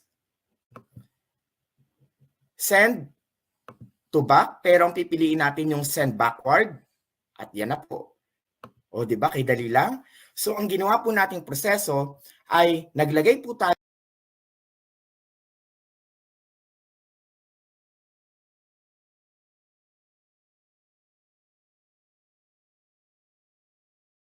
ng isang image, yun po yung ipinilit natin kanina, at mapapansin nyo po, it's very clean. Okay? So, ngayon, yun po yung proseso paano natin pwedeng gawin na napakalinis ng ating pinaka-front page ng ating activity. Now, kung sakaling nais po ninyong i-edit yung mismong template tool na ito, palitan lamang yung start din kung ayaw nyo ng start, kung gusto nyo talaga ay nasa wikang Filipino or mother tongue po ninyo, contextualize, pwedeng ilagay po ninyo start. Kung English. Gusto mo, start game. Pwede din ang magsimula. Nasa sa atin kung anong gusto nating ilagay na format, basta siguraduhin natin na hindi natin binubura itong bottom tool na ito. Pwede ba natin ibahin yung text color? Pwede naman po. Gusto natin gawing pula? Gusto natin gawing dilaw? Nasa sa atin po yun. As long as we want to reflect it na hindi po natin binubura yung actual na template. Sapagkat pag nabura po natin to, hindi siya lilipat doon sa ating next page. Sana ay nakuha. Pero sa akin, mas maganda kasi yung white para napakalinis niyang tignan. Ngayon po, pag atin siyang i-zoom or slideshow, ito na ang kanyang kalalabasan. Pag kinilik natin yung magsimula, it will proceed to the next slide. Ngayon, suriin po ninyo ito. The usual lang siya na ating PowerPoint na ginagawa. Panuto, nilalagay natin yung direction, nagtatype. However, meron tayo ritong tinatawag na isang active box. Ito po ay nakamakro po o yung tinatawag natin na nalagyan ng Visual Basic Code. So pag ito, nagtanong tayo at nabigyan natin sa mga mag-aaral yung kopya ng presentation na ito na nasaan nyo ng PPSM file, pwede nila itong lagyan ng kasagutan. Halimbawa, ano ang pinakamahalagang pangyayari na nagpaigting sa galit ng mga Pilipino sa mga Espanyol? Letrang A, pagbukas ng Suez Canal. B, pagbitay sa 3 paring martir. C, pagkakaroon ng kaisipang liberal. O letrang D, pakikipagkalakalan sa mga dayuhan. As you could see here, pwede akong mag-type ng A, B, C, o D. At kapag nakapili na ako ng tamang kasagutan, kinakailangan ko lamang i-click yung salitang susunod, the button here. Napansin nyo, kapag iginalaw ko ang aking cursor, nagiging finger. Ibig sabihin pwedeng i-click. Ngayon, kung sakaling naglagay tayo ng maling kasagutan gaya ng letrang D, pag kinilik mo ang susunod, lalabas ang salitang o prompt na wrong answer, try again. Ngayon, hindi siya lumilipat ng susunod na slide hanggat hindi nakukuha ang tamang kasagutan. So we could change this. Palitan natin. Ang tamang sagot ay letrang B. At pag kinilik natin ang susunod, lilipat siya sa susunod na item. Sa pamamagitan ng pag-click ng OK. Nakuha po natin ang konsepto, mga kaguro. Sa pamamagitan ng PowerPoint template na ito, ay maaaring mag-type ang ating mga mag-aaral at kapag pinress natin ang salitang susunod, at nakuha nila ang tamang sagot, lilipat sila sa susunod na slide. Kung sakali naman na nagkamali sila, hindi sila maaaring lumipat ng susunod na slide hanggat hindi nila nakukuha ang tamang kasagutan. Ngayon, paano ba natin ilalagay yung tamang sagot? Balikan po natin ang ating ginagawa. Mapapansin po ninyo sa template natin na ito, letrang B ang sagot sapagkat doon sa pinakaitaas na bahagi. Tingnan po niyo ito. Ito po sa dulo po mismo ng ating file, meron pong letrang B na makikita. Yung po yung parang answer key na ating ilalagay, naka-high po siya. Huwag na huwag po niyo yung buburahin. Ang gagawin lamang po ninyo ay i-edit by clicking it and change it with the correct answer. Halimbawa, ang sagot nyo ay letrang A, then change it to letter A. Kung ang sagot mo ay letrang D, then change it to letter D. As long as it is a typing activity, pwedeng-pwede po natin gamitin. Kagaya ng nakita po ninyo, kung letrang D ang inyong sagot, i-type ang D. Ngayon, lakihan natin di ba ang talagang sagot dito ay letrang B? Pag nagkamali ka kasi ng nalagay na answer key, magiging mali na rin ang konsepto. Lakihan natin. Okay, let's change it. Halimbawa, ang sagot ay letrang D. Letrang D ang nilagay mo bilang tamang kasagutan, pero mali nga yun So pag tinignan natin, sasabihin niya ngayon ang correct answer. Bakit ganon? Kasi kung ano ang in-input natin doon sa ating activity title o yung ginawa natin kanina, doon po sa upper portion, kokopyahin niya kung ano ang pinakasagot. Kaya wag natin tong buburahin. So let's just change it to letter B because that's the correct answer. Ayan. Kaya naman, yun ang tatanggapin ng system kasi in-indicate natin na letrang B. Sana ay naunawaan ninyo yung aking ibinahagi sa pamamagitan ng paggamit ng template na ito. We can change our exercises na hindi natin kinakailangan gumamit ng internet sapagkat kung PowerPoint program na siya or PowerPoint presentation tool na nalagyan ng ganitong klase ng format, pwede siyang magamit ng ating mga mag-aaral by opening a Windows device. Sana ay nakuha ang konsepto. Lumipat tayo sa susunod na bahagi. Kung sakali naman na gusto natin itong dagdagan ng interactive na format kagaya ng audio, ang maaaring din po natin gawin. Tandaan huwag nating buburahin yung template na answer key dun sa taas, kailangan lamang i-edit. At kasunod po nito, huwag din po nating buburahin yung mismong button. Ang kinakailangan, i-edit lang natin kung ano ang question na gusto nating ilagay sa pamamagitan ng pagtatype nito. For question number 2, nais ko na matulungan ang aking mga mag-aaral na mabasa nila ng maayos ito. Ika nga, you are supplementing a resource material na mayroong multimedia components. So, paano natin gagawin yon? Una, i-click ang insert button, i-click ang media, and search for audio. I-record lamang po ninyo ang inyong boses sa pamamagitan ng pagbabasa ng nakita po nating tanong, kagaya po nito. I'll click record audio. Oras na kinilik po ninyo itong radio button, magsisimula na siyang mag-record. Ngayon, kung tapos ka na, i-click mo lamang po itong stop button o yung parang kahon na makikita po natin katabi nito. Let's do it. Pangalawang bilang. Ano ang tawag sa kaisipang galing sa Europa na nagpapakita ng kalayaan sa pagpapahayag ng damdamin at kaisipan? Ito ba ay A. Enlightenment, B. Kaisipang liberal, C. Damdaming nasyonalismo, o letrang D. Paniniwalang Kristyanismo?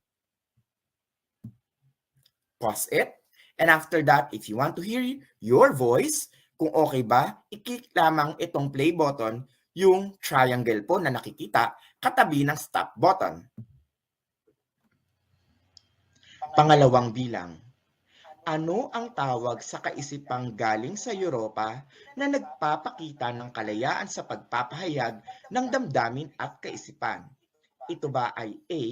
Enlightenment, B. Kaisipang liberal, C. Damdaming nasyonalismo, o letrang D. Paniniwalang Kristyanismo? At kung okay na sa inyo ito, i-click lamang ang OK button. Ngayon, ilagay itong radio button na ito sa isang area na common o madaling makita ng mga bata para from time to time na ito ay kanilang makikita, ay i-click nila yung play button. Make sure na kinakailangan ilagay natin ang tamang sagot for this item, that is letter B. Now, tignan natin how does it look. Ganito po siya sa slideshow. Ang makikita ng mga bata ay yung ating box o yung active box dito na dun sila magta-type ng tamang kasagutan. At pwedeng makatulong itong audio tool na ito sa pamamagitan ng pagkiklik lamang. Pangalawang bilang. Ano ang tawag sa kaisipang galing sa Europa na nagpapakita ng kalayaan sa pagpapahayag ng damdamin at kaisipan? Ito ba ay A. Enlightenment, B.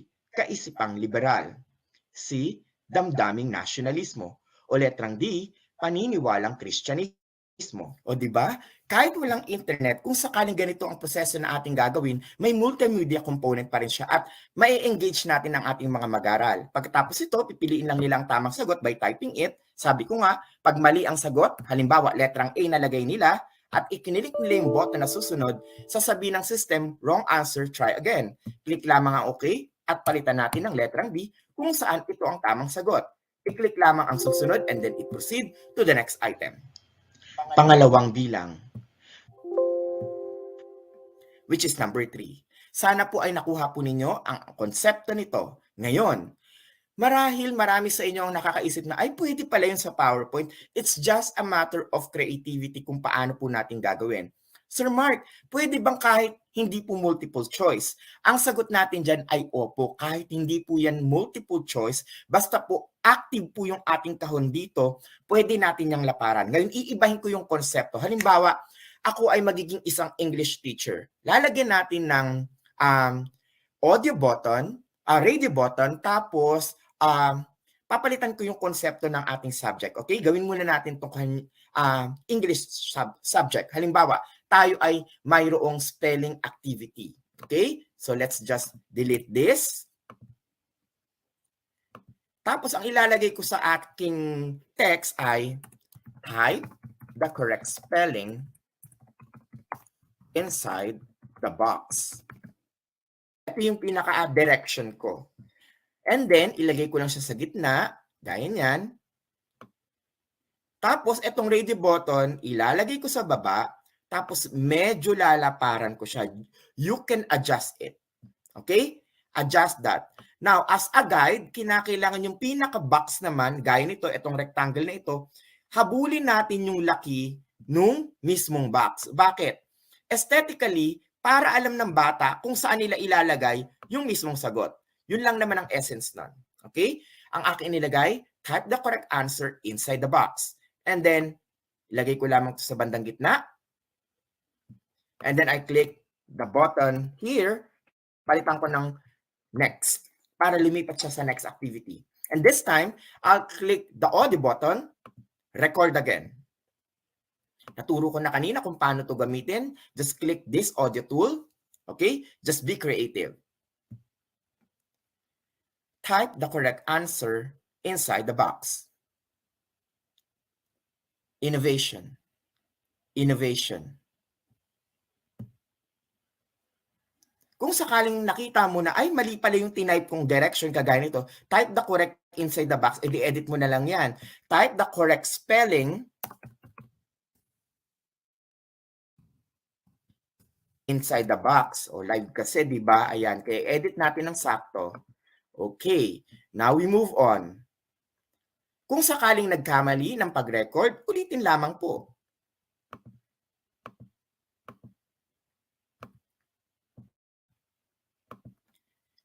Type the correct spelling inside the box. Innovation. Innovation. Innovation. After that, pakinggan kung okay sa inyo. Type the correct spelling inside the box. Innovation. Innovation. Innovation. And then click OK. Now we have this audio tool. Pwede nating lakihan. Kinakailangan lamang po ay sanayin natin ang ating mga mag-aaral sa paggamit po ng tool na ito. Pwedeng common na nakalagay dito sa itaas, kagaya ng aking nabanggit kanina, o kung sakaling saan nyo man pwedeng ilagay, basta kinakailangan ay ma-practice natin ang ating mga learners how to do it. And then on top, huwag kakalimutan to type the correct spelling o yung ating hinahanap na sagot. Sabi ko, innovation. Pag i-delete itong box na nandito, yung imaginary na box na nasa taas, sapagkat dyan natin ilalagay ang tamang sagot. Now, let's maximize it in slideshow. Pakinggan natin. Type the correct spelling inside the box. Innovation. Innovation. Innovation. So I'm going to type the word innovation. I-N-N-O-V-A-T-I-O-N. Yan yung correct spelling. Eh what if na mali ng spelling yung bata? Tignan ninyo, pag-click ng next button, sasabihin niya, wrong answer, try again. And it will not proceed unless they got the correct answers. It's like a practice mechanism for them to understand further an activity. Tandaan, it's just a matter how you design your PowerPoint. Kung dati ang PowerPoint ay plain presentation lang, gawin nating interactive para masuporta natin ang ating mga learners na kung saan ay minsan may difficulty sila sa paggamit ng internet. We have a lot of resources. Napakarami nating mga modules na quality assure. Why not slowly at a time, i-convert natin unti-unti ito sa pamamagitan ng ganitong format? It will be much more engaging to our learners. Okay? Click next. Mapupunta na siya sa susunod na item because we are already correct. Sana po ay nakuha natin ang konsepto. Now, moving on. We are at the next item. So, edit naman tayo ng panibagong konsepto. Sabi ko kanina, pwede tayo maglagay ng mga video tools. Alam naman natin na ang PowerPoint ay pwedeng mag-blend out talaga ng mga videos. So if ever you spotted a YouTube video or even a DepEd TV video na makakatulong sa inyong instruction, then you could blend it out. Isa pang halimbawa, kung sakaling meron tayong mga learners na para po sa FSL or Filipino Sign Language, we could also adjust and put a section here na mayroong FSL to include na tinatawag nating inclusivity ang kanyang nature kahit PowerPoint ang ating ginagamit. So how to do that? Siyempre, dapat meron kayong video. Now, we are actually in item number 4. Ito yung aking gagamitin. Papalitan ko lamang po ito. Ayan, ng tanong. Sino ang Amerikanong sundalo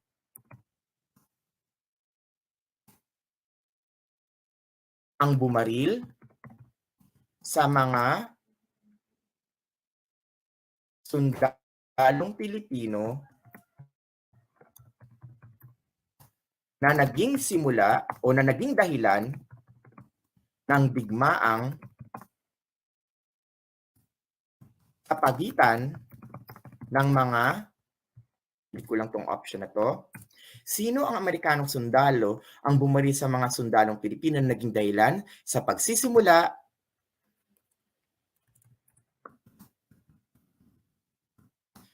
ng digmaan sa pagitan ng mga Pilipino at Amerikano? A. Insert media, insert video, and then search it in your device. Okay? Hanapin lamang po natin.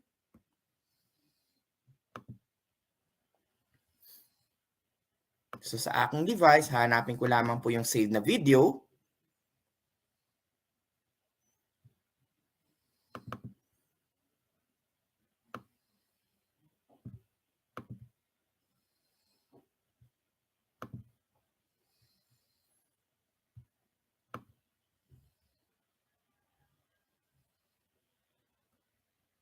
Hinahanap ko lang yung aking video files. Ayan. So ilagay po natin itong episode na ito. Okay.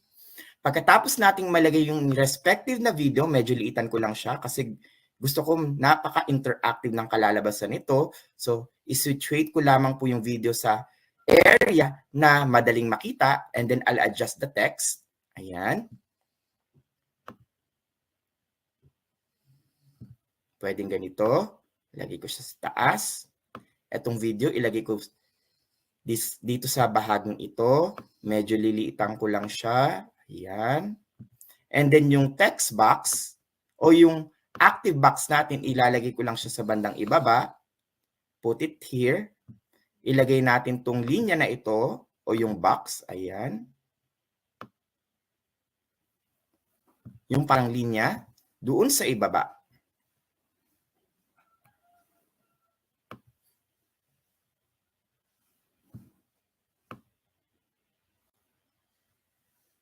Okay. Next, yung button natin, medyo a-adjust ko siya. Ililipat ko lang siya dito sa susunod na bahagi. Ayan, para sa susunod. And then, I'll adjust the answer. I-edit ko lang. Ilalagay ko, William Grayson. Para yan yung ilalagay ng aking mga mag-aaral. Now, let's view it. Okay, dapat tama yung spelling. Let's maximize it. Sino ang Amerikanong sundalo ang bumaril sa mga sundalong Pilipino na naging dahilan sa pagsisimula ng digmaan sa pagitan ng mga Pilipino at Amerikano? As you could see, pwede nating i-click o i-play yung video.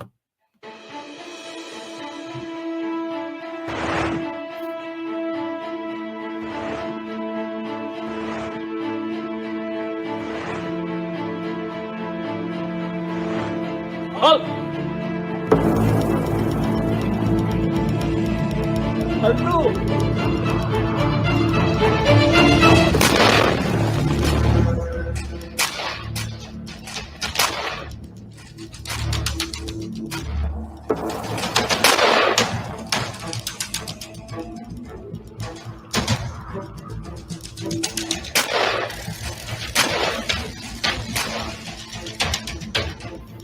At gaya ng aking nabanggit sa inyo, maaaring ang gawin natin sa bahaging ito, pwedeng merong Filipino Sign Language, pwedeng mga video na nakita natin sa YouTube na pwedeng magamit para sa ating pagtuturo.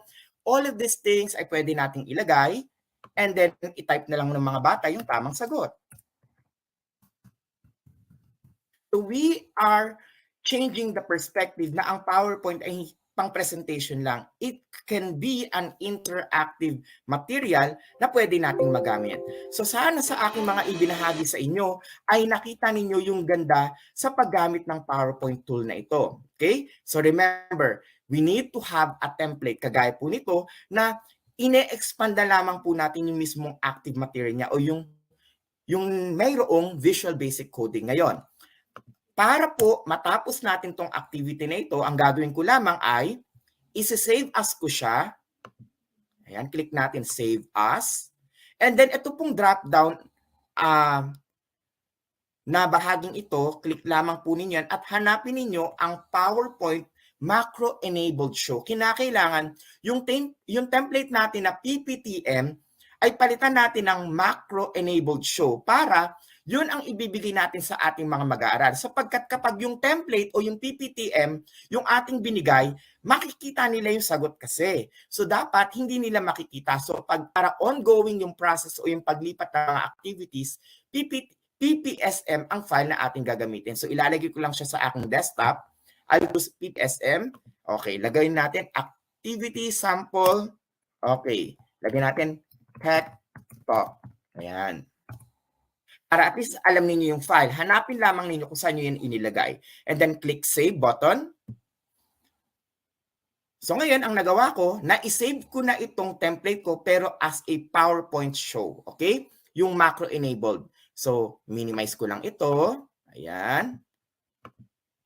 Ito na po yung file. Kapag itong file na ito, yung PPSM, ay ating pong naibigay sa ating mga learners, ganito ang kanyang magiging itsura. Okay, let me just open that. Diretso na siya. Hindi natin makikita yung kinakailangan mag-F5 o yung kinakailangan mag-slideshow dahil automatic na siya. So, ipi-play na lang po nila ito. I-click yung magsimula and then it proceeds. Hindi sila pwedeng mag-click ng susunod sapagkat sasabihin niya wrong answer dahil walang nailagay. Kinakailangan ay matapos yung mismong activity para lumipat sa next item. So, halimbawa, nilagay ko, letrang B, it proceeds. Kagaya kanina, pwede kong i-click yung audio. Pangalawang bilang.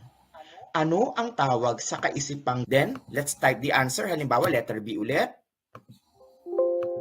Susunod na bahagi.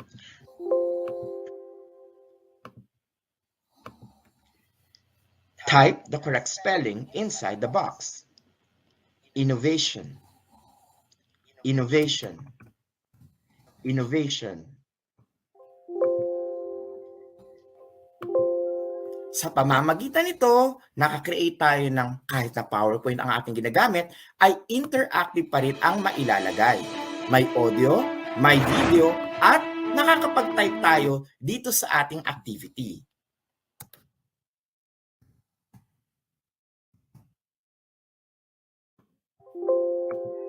At ang paraan para ma-escape o matapos ito, syempre tapusin nila yung activity and just simply press escape. Ayan. At pwede nang matapos po yung mismong activity. Hindi na natin siya i-save. Okay? Don't save. Ayan. At sana po ay marami kayong napulot sa ating gawain sa araw na ito. So tandaan po natin ha, ang PowerPoint presentation na ating pong ginamit o ipinakita ay nagpapakita lamang siya ng tool o kaparaanan paano natin mamamaximize yung simpleng paggamit ng PPT tool.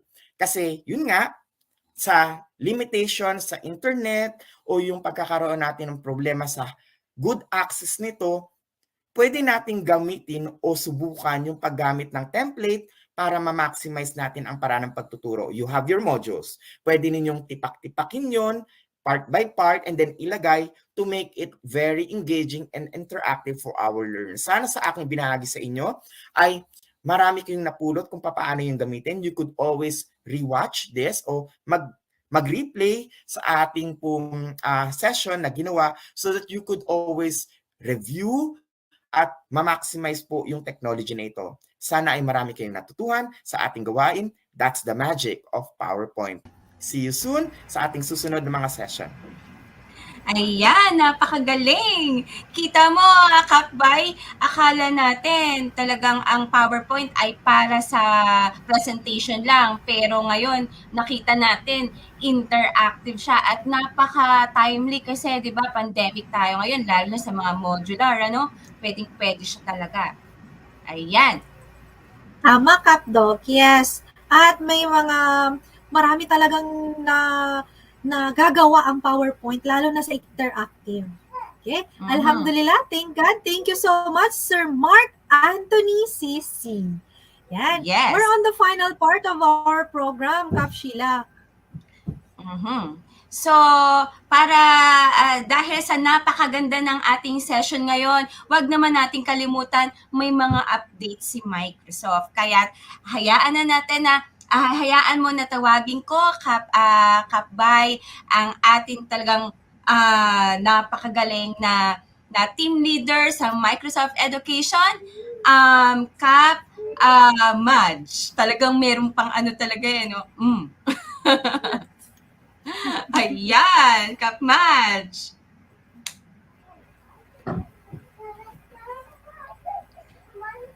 Oh, Minecraft.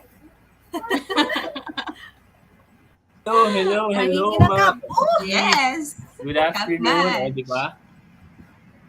Shout out sa lahat ng ating mga kapatid, ating mga MEAs, MIEs, ang ating buong kaguluhan, Luzon, Visayas, and Mindanao. At shout out sa mga nagpapahinga kahit Sabado, nandito at kasama, sinamahan nyo kami sa ating Techtalk Session 2. At shout out din sa lahat ng mga nag-aaral, sinasabayan na ang ating episode ngayong hapon or team replay pagkatapos na inyong master's or masteral class or doctoral class, or kung kayo man ay nagtitesis tulad ko or nagda-dissertation, pero talagang saludo ko sa lahat ng ating mga guro. Pero deserve natin ng break tulad ng kahit dito na lang tayo sa bahay, kung rin ang summer look. Dahil ramdam na rin natin ang init ng summer. Di ba mga Kapshila, Kapbay? So again po, on behalf ng ating DepEd-EdTech, ginagawa lang po nating masaya ang Sabado. And alam din natin na ang ating mga guro ay paspas din or loaded din sa mga paperworks na kailangang i-prepare, grades, cards, lesson, alam niyo na yun. Pero again, we deserve a break. So itong Saturday na to, muli po ay for our update sa ating certification and professional development at DepEd-EdTech, ay muli po ay kami ay nagpapasalamat sa mga umattend po ng ating episode for today, this Saturday.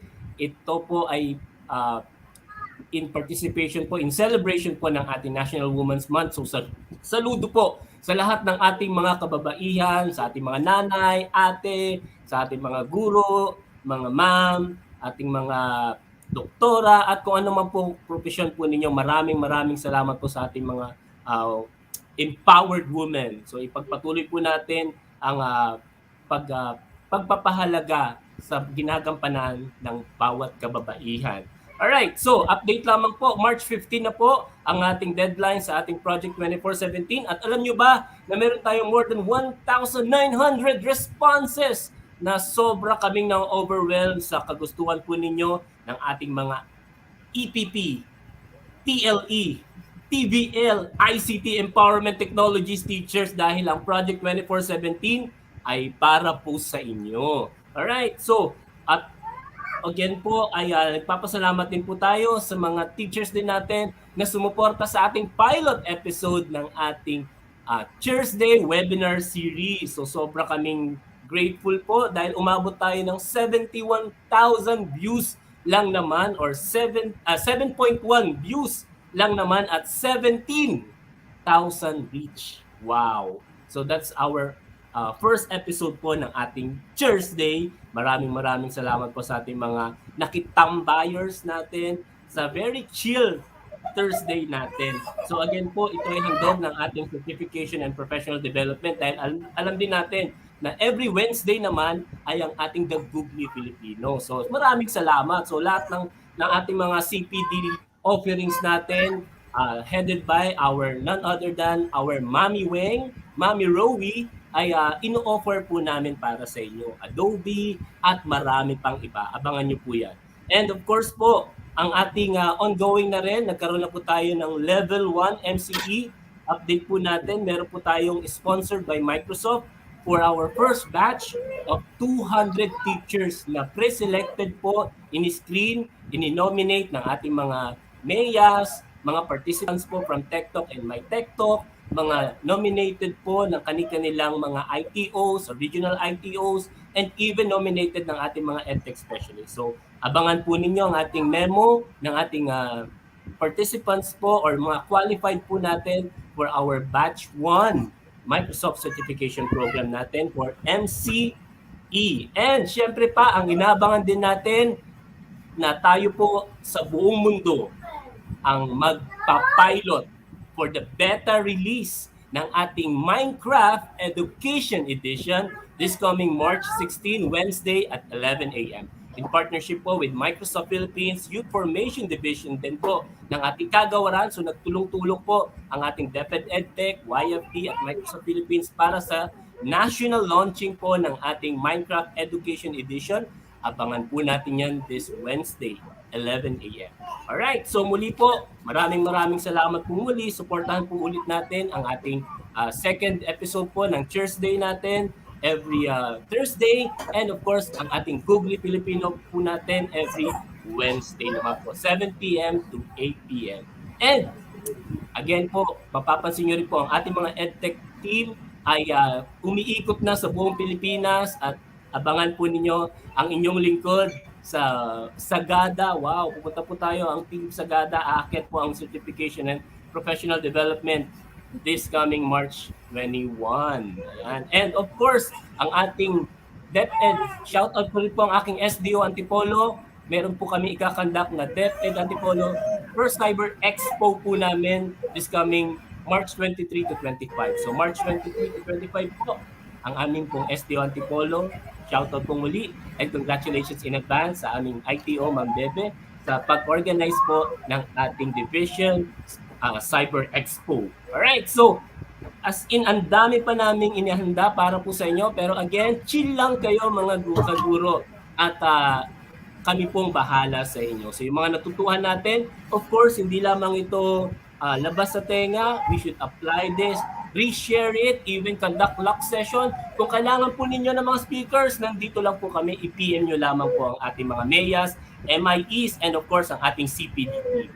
Alright, so maraming salamat mga Kap Sheila, Kap Bay, back to you. Yes, Thank you so much. Natuwa ako sa outfit ni Kap Match, talagang brush up, tsaka kahit sabi mong nasa bahay Chill lang, to chill. diba? Yan. Chill na chill, parang naka-beach na talaga tayo, beach! Oo ba? Ayan. So, ayan. So, meron din pala isa pang kapbay sa darating na March 15 to 16. Yung ito natin para sa mga MIEE. Ayan. Ready to attend. Okay, so let's go to our closing remarks. Pero after po nito, mga dear educators, meron pa po tayong announcement. Kaya wag muna po sila aalis. Okay, Kapbay. For us to give the closing remarks, we are pleased to have her, our Mommy Weng, Supervising Educational Technology Specialist, Team Leader ng Certification and Professional Development Strand, Miss Rowena A. Reyes. Mami Weng, please come Yes, in. hello Mami Weng. Thank you po for... Yan, hello. Yan. Narinig ako? Yes po, you're audible. Yan. So, thank you so much. Napaka-overwhelmed ng ating afternoon. So, ang dami kong natutunan, yung tandem ng Mami. Yung kaninang sinabi ni Miss Clarice, the woman should be strong, brave, and beautiful. So, napakagandang pakinggan yung gano'n, that in celebrating the international or women celebration and national po sa atin, let's recognize the significance of women in our lives, also in the society. Kasi dapat pahalaga natin ang mga kababaihan dahil kung wala pong mga kababaihan, wala pong magluluwal sa ating mga anak. Ayan. So, dear participants, thank you so much sa pag-attend ninyo. So nakakatuwang isipin na kahit nagpapahinga kayo, chill-chill lang, gaya nga na sinabi ni Teacher Madge, chill-chill lang while learning a lot. So napakadami na binahagi ng mga speakers natin from the journey na na-inspire ako doon, yung choosing of their career, right path yun. Kasi sometimes, pag sinasabi na kapag IT, it's more on for the boys lang. No, dapat hindi po gano'n. Dapat lagi nating isipin na dapat pair po, gender equality dapat. So we promote the education, the training, the professional development for women. So dapat po strong, equip natin ang mga kababaihan. So pangalagaan ng mga sarili, lagi dapat equip ang ating sarili sa society, sa kung anong kinagagalawan natin ngayon. teacher man kayo, nanay man kayo, o ano man yung inyong ginagawa, dapat po lagi tayong confident enough para po ibahagi yung ating mga kaalaman. Kasi naniniwala ako na ang mga babae, kababaihan, kaya yan sineselebrate kasi malaki ang impact na nagagawa nila sa ating bansa, sa ating nation o sa kabuuan ng ating bansa. Kaya nakakatuwa na recognize natin ang mga kababaihan. So talagang nakakatuwang isipin with the partnership ng Microsoft and the EdTech, DepEd, talagang we celebrate women's life in terms of engaging, empowering women sa ating professional development like in IT industry. So, for that, thank you so much sa pag-stay ninyo. Tandaan natin, sabi nga ng speaker kanina, the second speaker, a success is the ability to go for one failure to another with nor less to enthusiasm. So lahat po ng success na nangyayari sa ating buhay, tandaan natin na pangalagaan ng ating sarili, gawin yung makapagpaligaya sa atin, pero dapat isaalang-alang natin ang mga kabutihang nagagawa ng mga kababaihan sa ating bansa. Ayan, for that, thank you so much. Thank you sa ating mga Thank you so much, Mami magaling na Weng. host. Thank you po, Mami Weng. Talagang, Thank you. ayan. So, maraming salamat po sa pag-impart niyo po sa amin ng inyong napakalagang message para po, actually, hindi lang naman to para sa kababaihan no? No, kapbay, no? So, Sa lahat. ayan. Yes, of course. Para sa lahat. Okay. Now, kapbay. So, paano yung kanina nakita natin sa ating comment section, si Cap Charles ay isinishare na regarding dun sa attendance and evaluation. So, Kapbay? So, lahat ng ating online attendance, online participants na nandito po ngayon, kasama namin, maraming salamat po. Ayan, para po sa inyong attendance and evaluation, please, ito po ang ating QR code at nakapost na rin ang ating link para sa ating attendance and evaluation. So, hihintayin namin ang inyo pong mga sagot. And, papaano po makakakuha ng certificate, Ma'am Doc? Okay, Sheila, please. Okay, so para po tayo ay makakuha ng e-certificate and also po para sa mga team replay, ayan, let me share po yung ito pong steps na ito through our PDLMS. Okay? So, wait lang po. Share screen po ako. Let's wait for your presentation. Thank you very much to our speakers. Ayan. So, visible na ba, Kapbay? Yes, Ma'am Doc, visible na. So, punta lang po tayo sa training training. Ayan. DepEd. Ayan. Training system for teaching and learning, training.deped.gov.ph. Yan. So, magsa-sign out muna ako dito para makita ng ating mga kaguruan. So, nandito po tayo sa training.deped.gov.ph. So, kapag may niregister po nila through Gmail, DepEd Gmail, so, yan po ang ating gamitin. Ito po ang aking gagamitin ay yung aking Microsoft DepEd account naman po. So, login using DepEd Commons. Ayan. So, dahil Microsoft po yung aking gagamitin, so ito po, choose ko po yung aking tenant, NCR2, then sign in. Okay. So, naka-automatic na yan kasi makakalimutan ako sa password. Ayan. So, login po ako sa aking account. Yes. And also, dito po tayo sa home. Hanapin po natin ang CPD. Ayan, baka malibat na naman ako. Ayan, yung ating certification and professional development. Ayan. So, dito po sa CPD natin, meron po dito makikita po nila yung Google Courses, Microsoft Courses, Adobe, Game-Based Web and Mobile, and also Microsoft Education. So, dito po tayo sa Microsoft Courses. Ayan. And dito na po ang ating Tech Talk Session to Amplifying Women's Empowerment. Yay. So, ayan. So, sabi po dito, no enrollment key required. So, click lang po tayo. Ayan. So, pwede na po. Ayan. So, dito po natin, may ano rin po ito, meron na po itong quiz as what we had always syempre para makakuha po tayo ng ating certificate. So, ito po ay naka-open na po ito at nakita ko kanina may nakakuha na ng certificate may nag-comment na sa ating sa comment section. Ayan. Congratulations! Yeah. Okay. So, yan po. So, access na po tayo through our PDLMS. Meron po dyan yung after po nitong session, yung recorded po nito, nandiyan po yan sa ating PDLMS. Sundin lang po natin yung ating instructions. Okay, Kapbay. Ayan. Thank you very much, Kapdoc. To our speakers, Miss Ann Garcia, Mrs. Soledad R. Taguibao, Miss Glenna A. Taguibao, Miss Mona de la Cruz, Miss Serena Galoy, and Mr. Mark Anthony Sisi. And also to our distinguished guests, Mr. Abram Y.C. Abanil and Miss Clarissa Segismundo.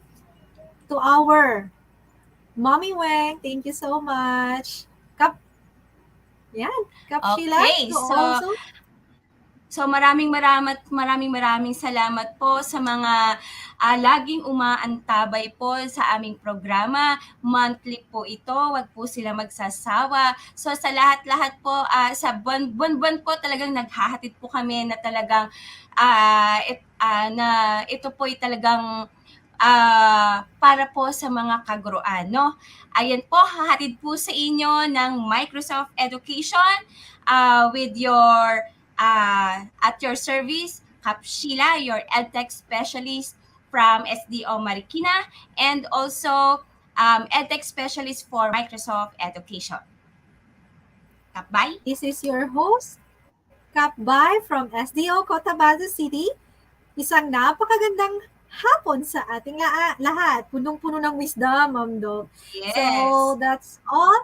Thank you, Cap Madge, and to our Cap Charles, ayan, the Idol Teacher Technology Ambassador of Digo City. Congratulations! Yes.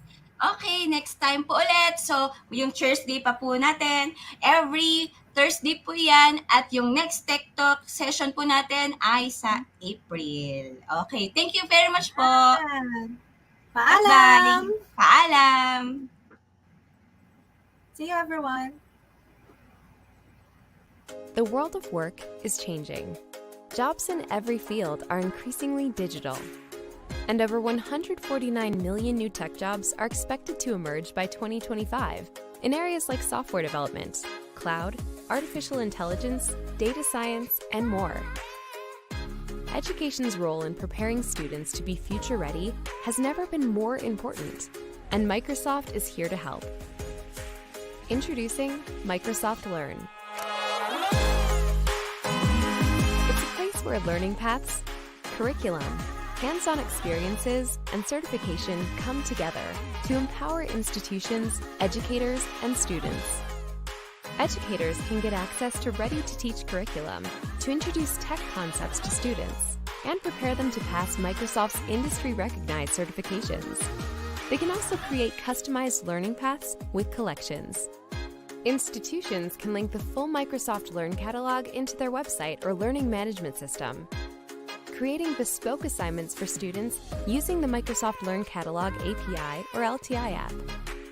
Students can explore role-based learning paths to hone their skills in a variety of technologies. They'll learn from modules based on real-world scenarios, get hands-on experience using the Microsoft Learn Sandbox, and prepare themselves to earn Microsoft certifications in areas like Power Platform, data, cloud, security, and AI.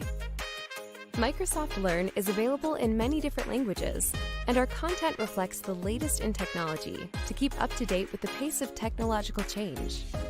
So institutions and educators can adapt to a fast-changing world, and students can keep imagining the possibilities. Start building a path on Microsoft Learn.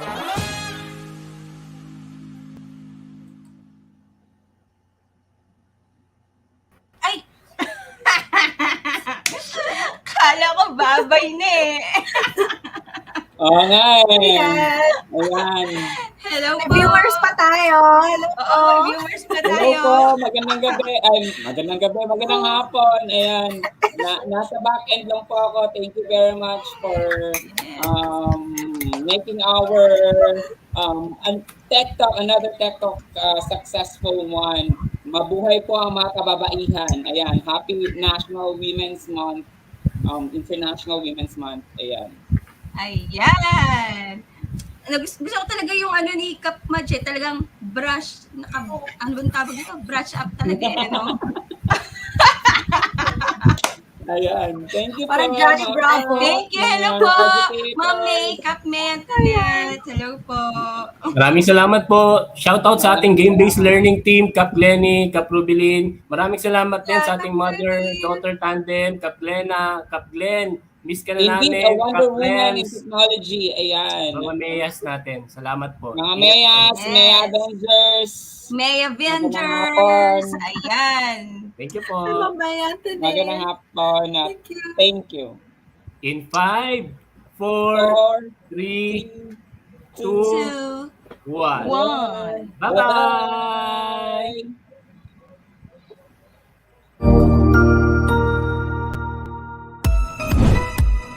Daghang salamat sa pagsama sa amin.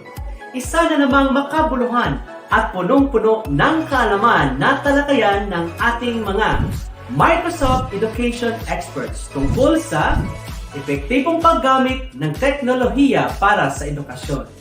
Sana ay marami tayong natutuhan sa araw na ito para sa ikauunlad ng ating mga sarili.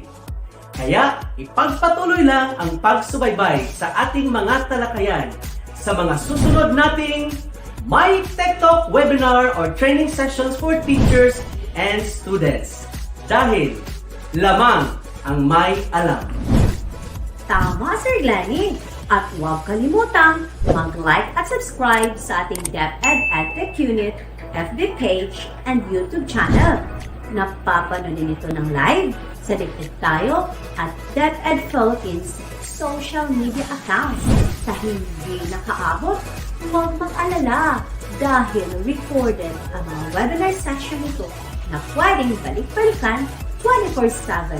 I-share mo na ang good vibes ng My Techtalk webinar. Kita-kits tayo sa susunod!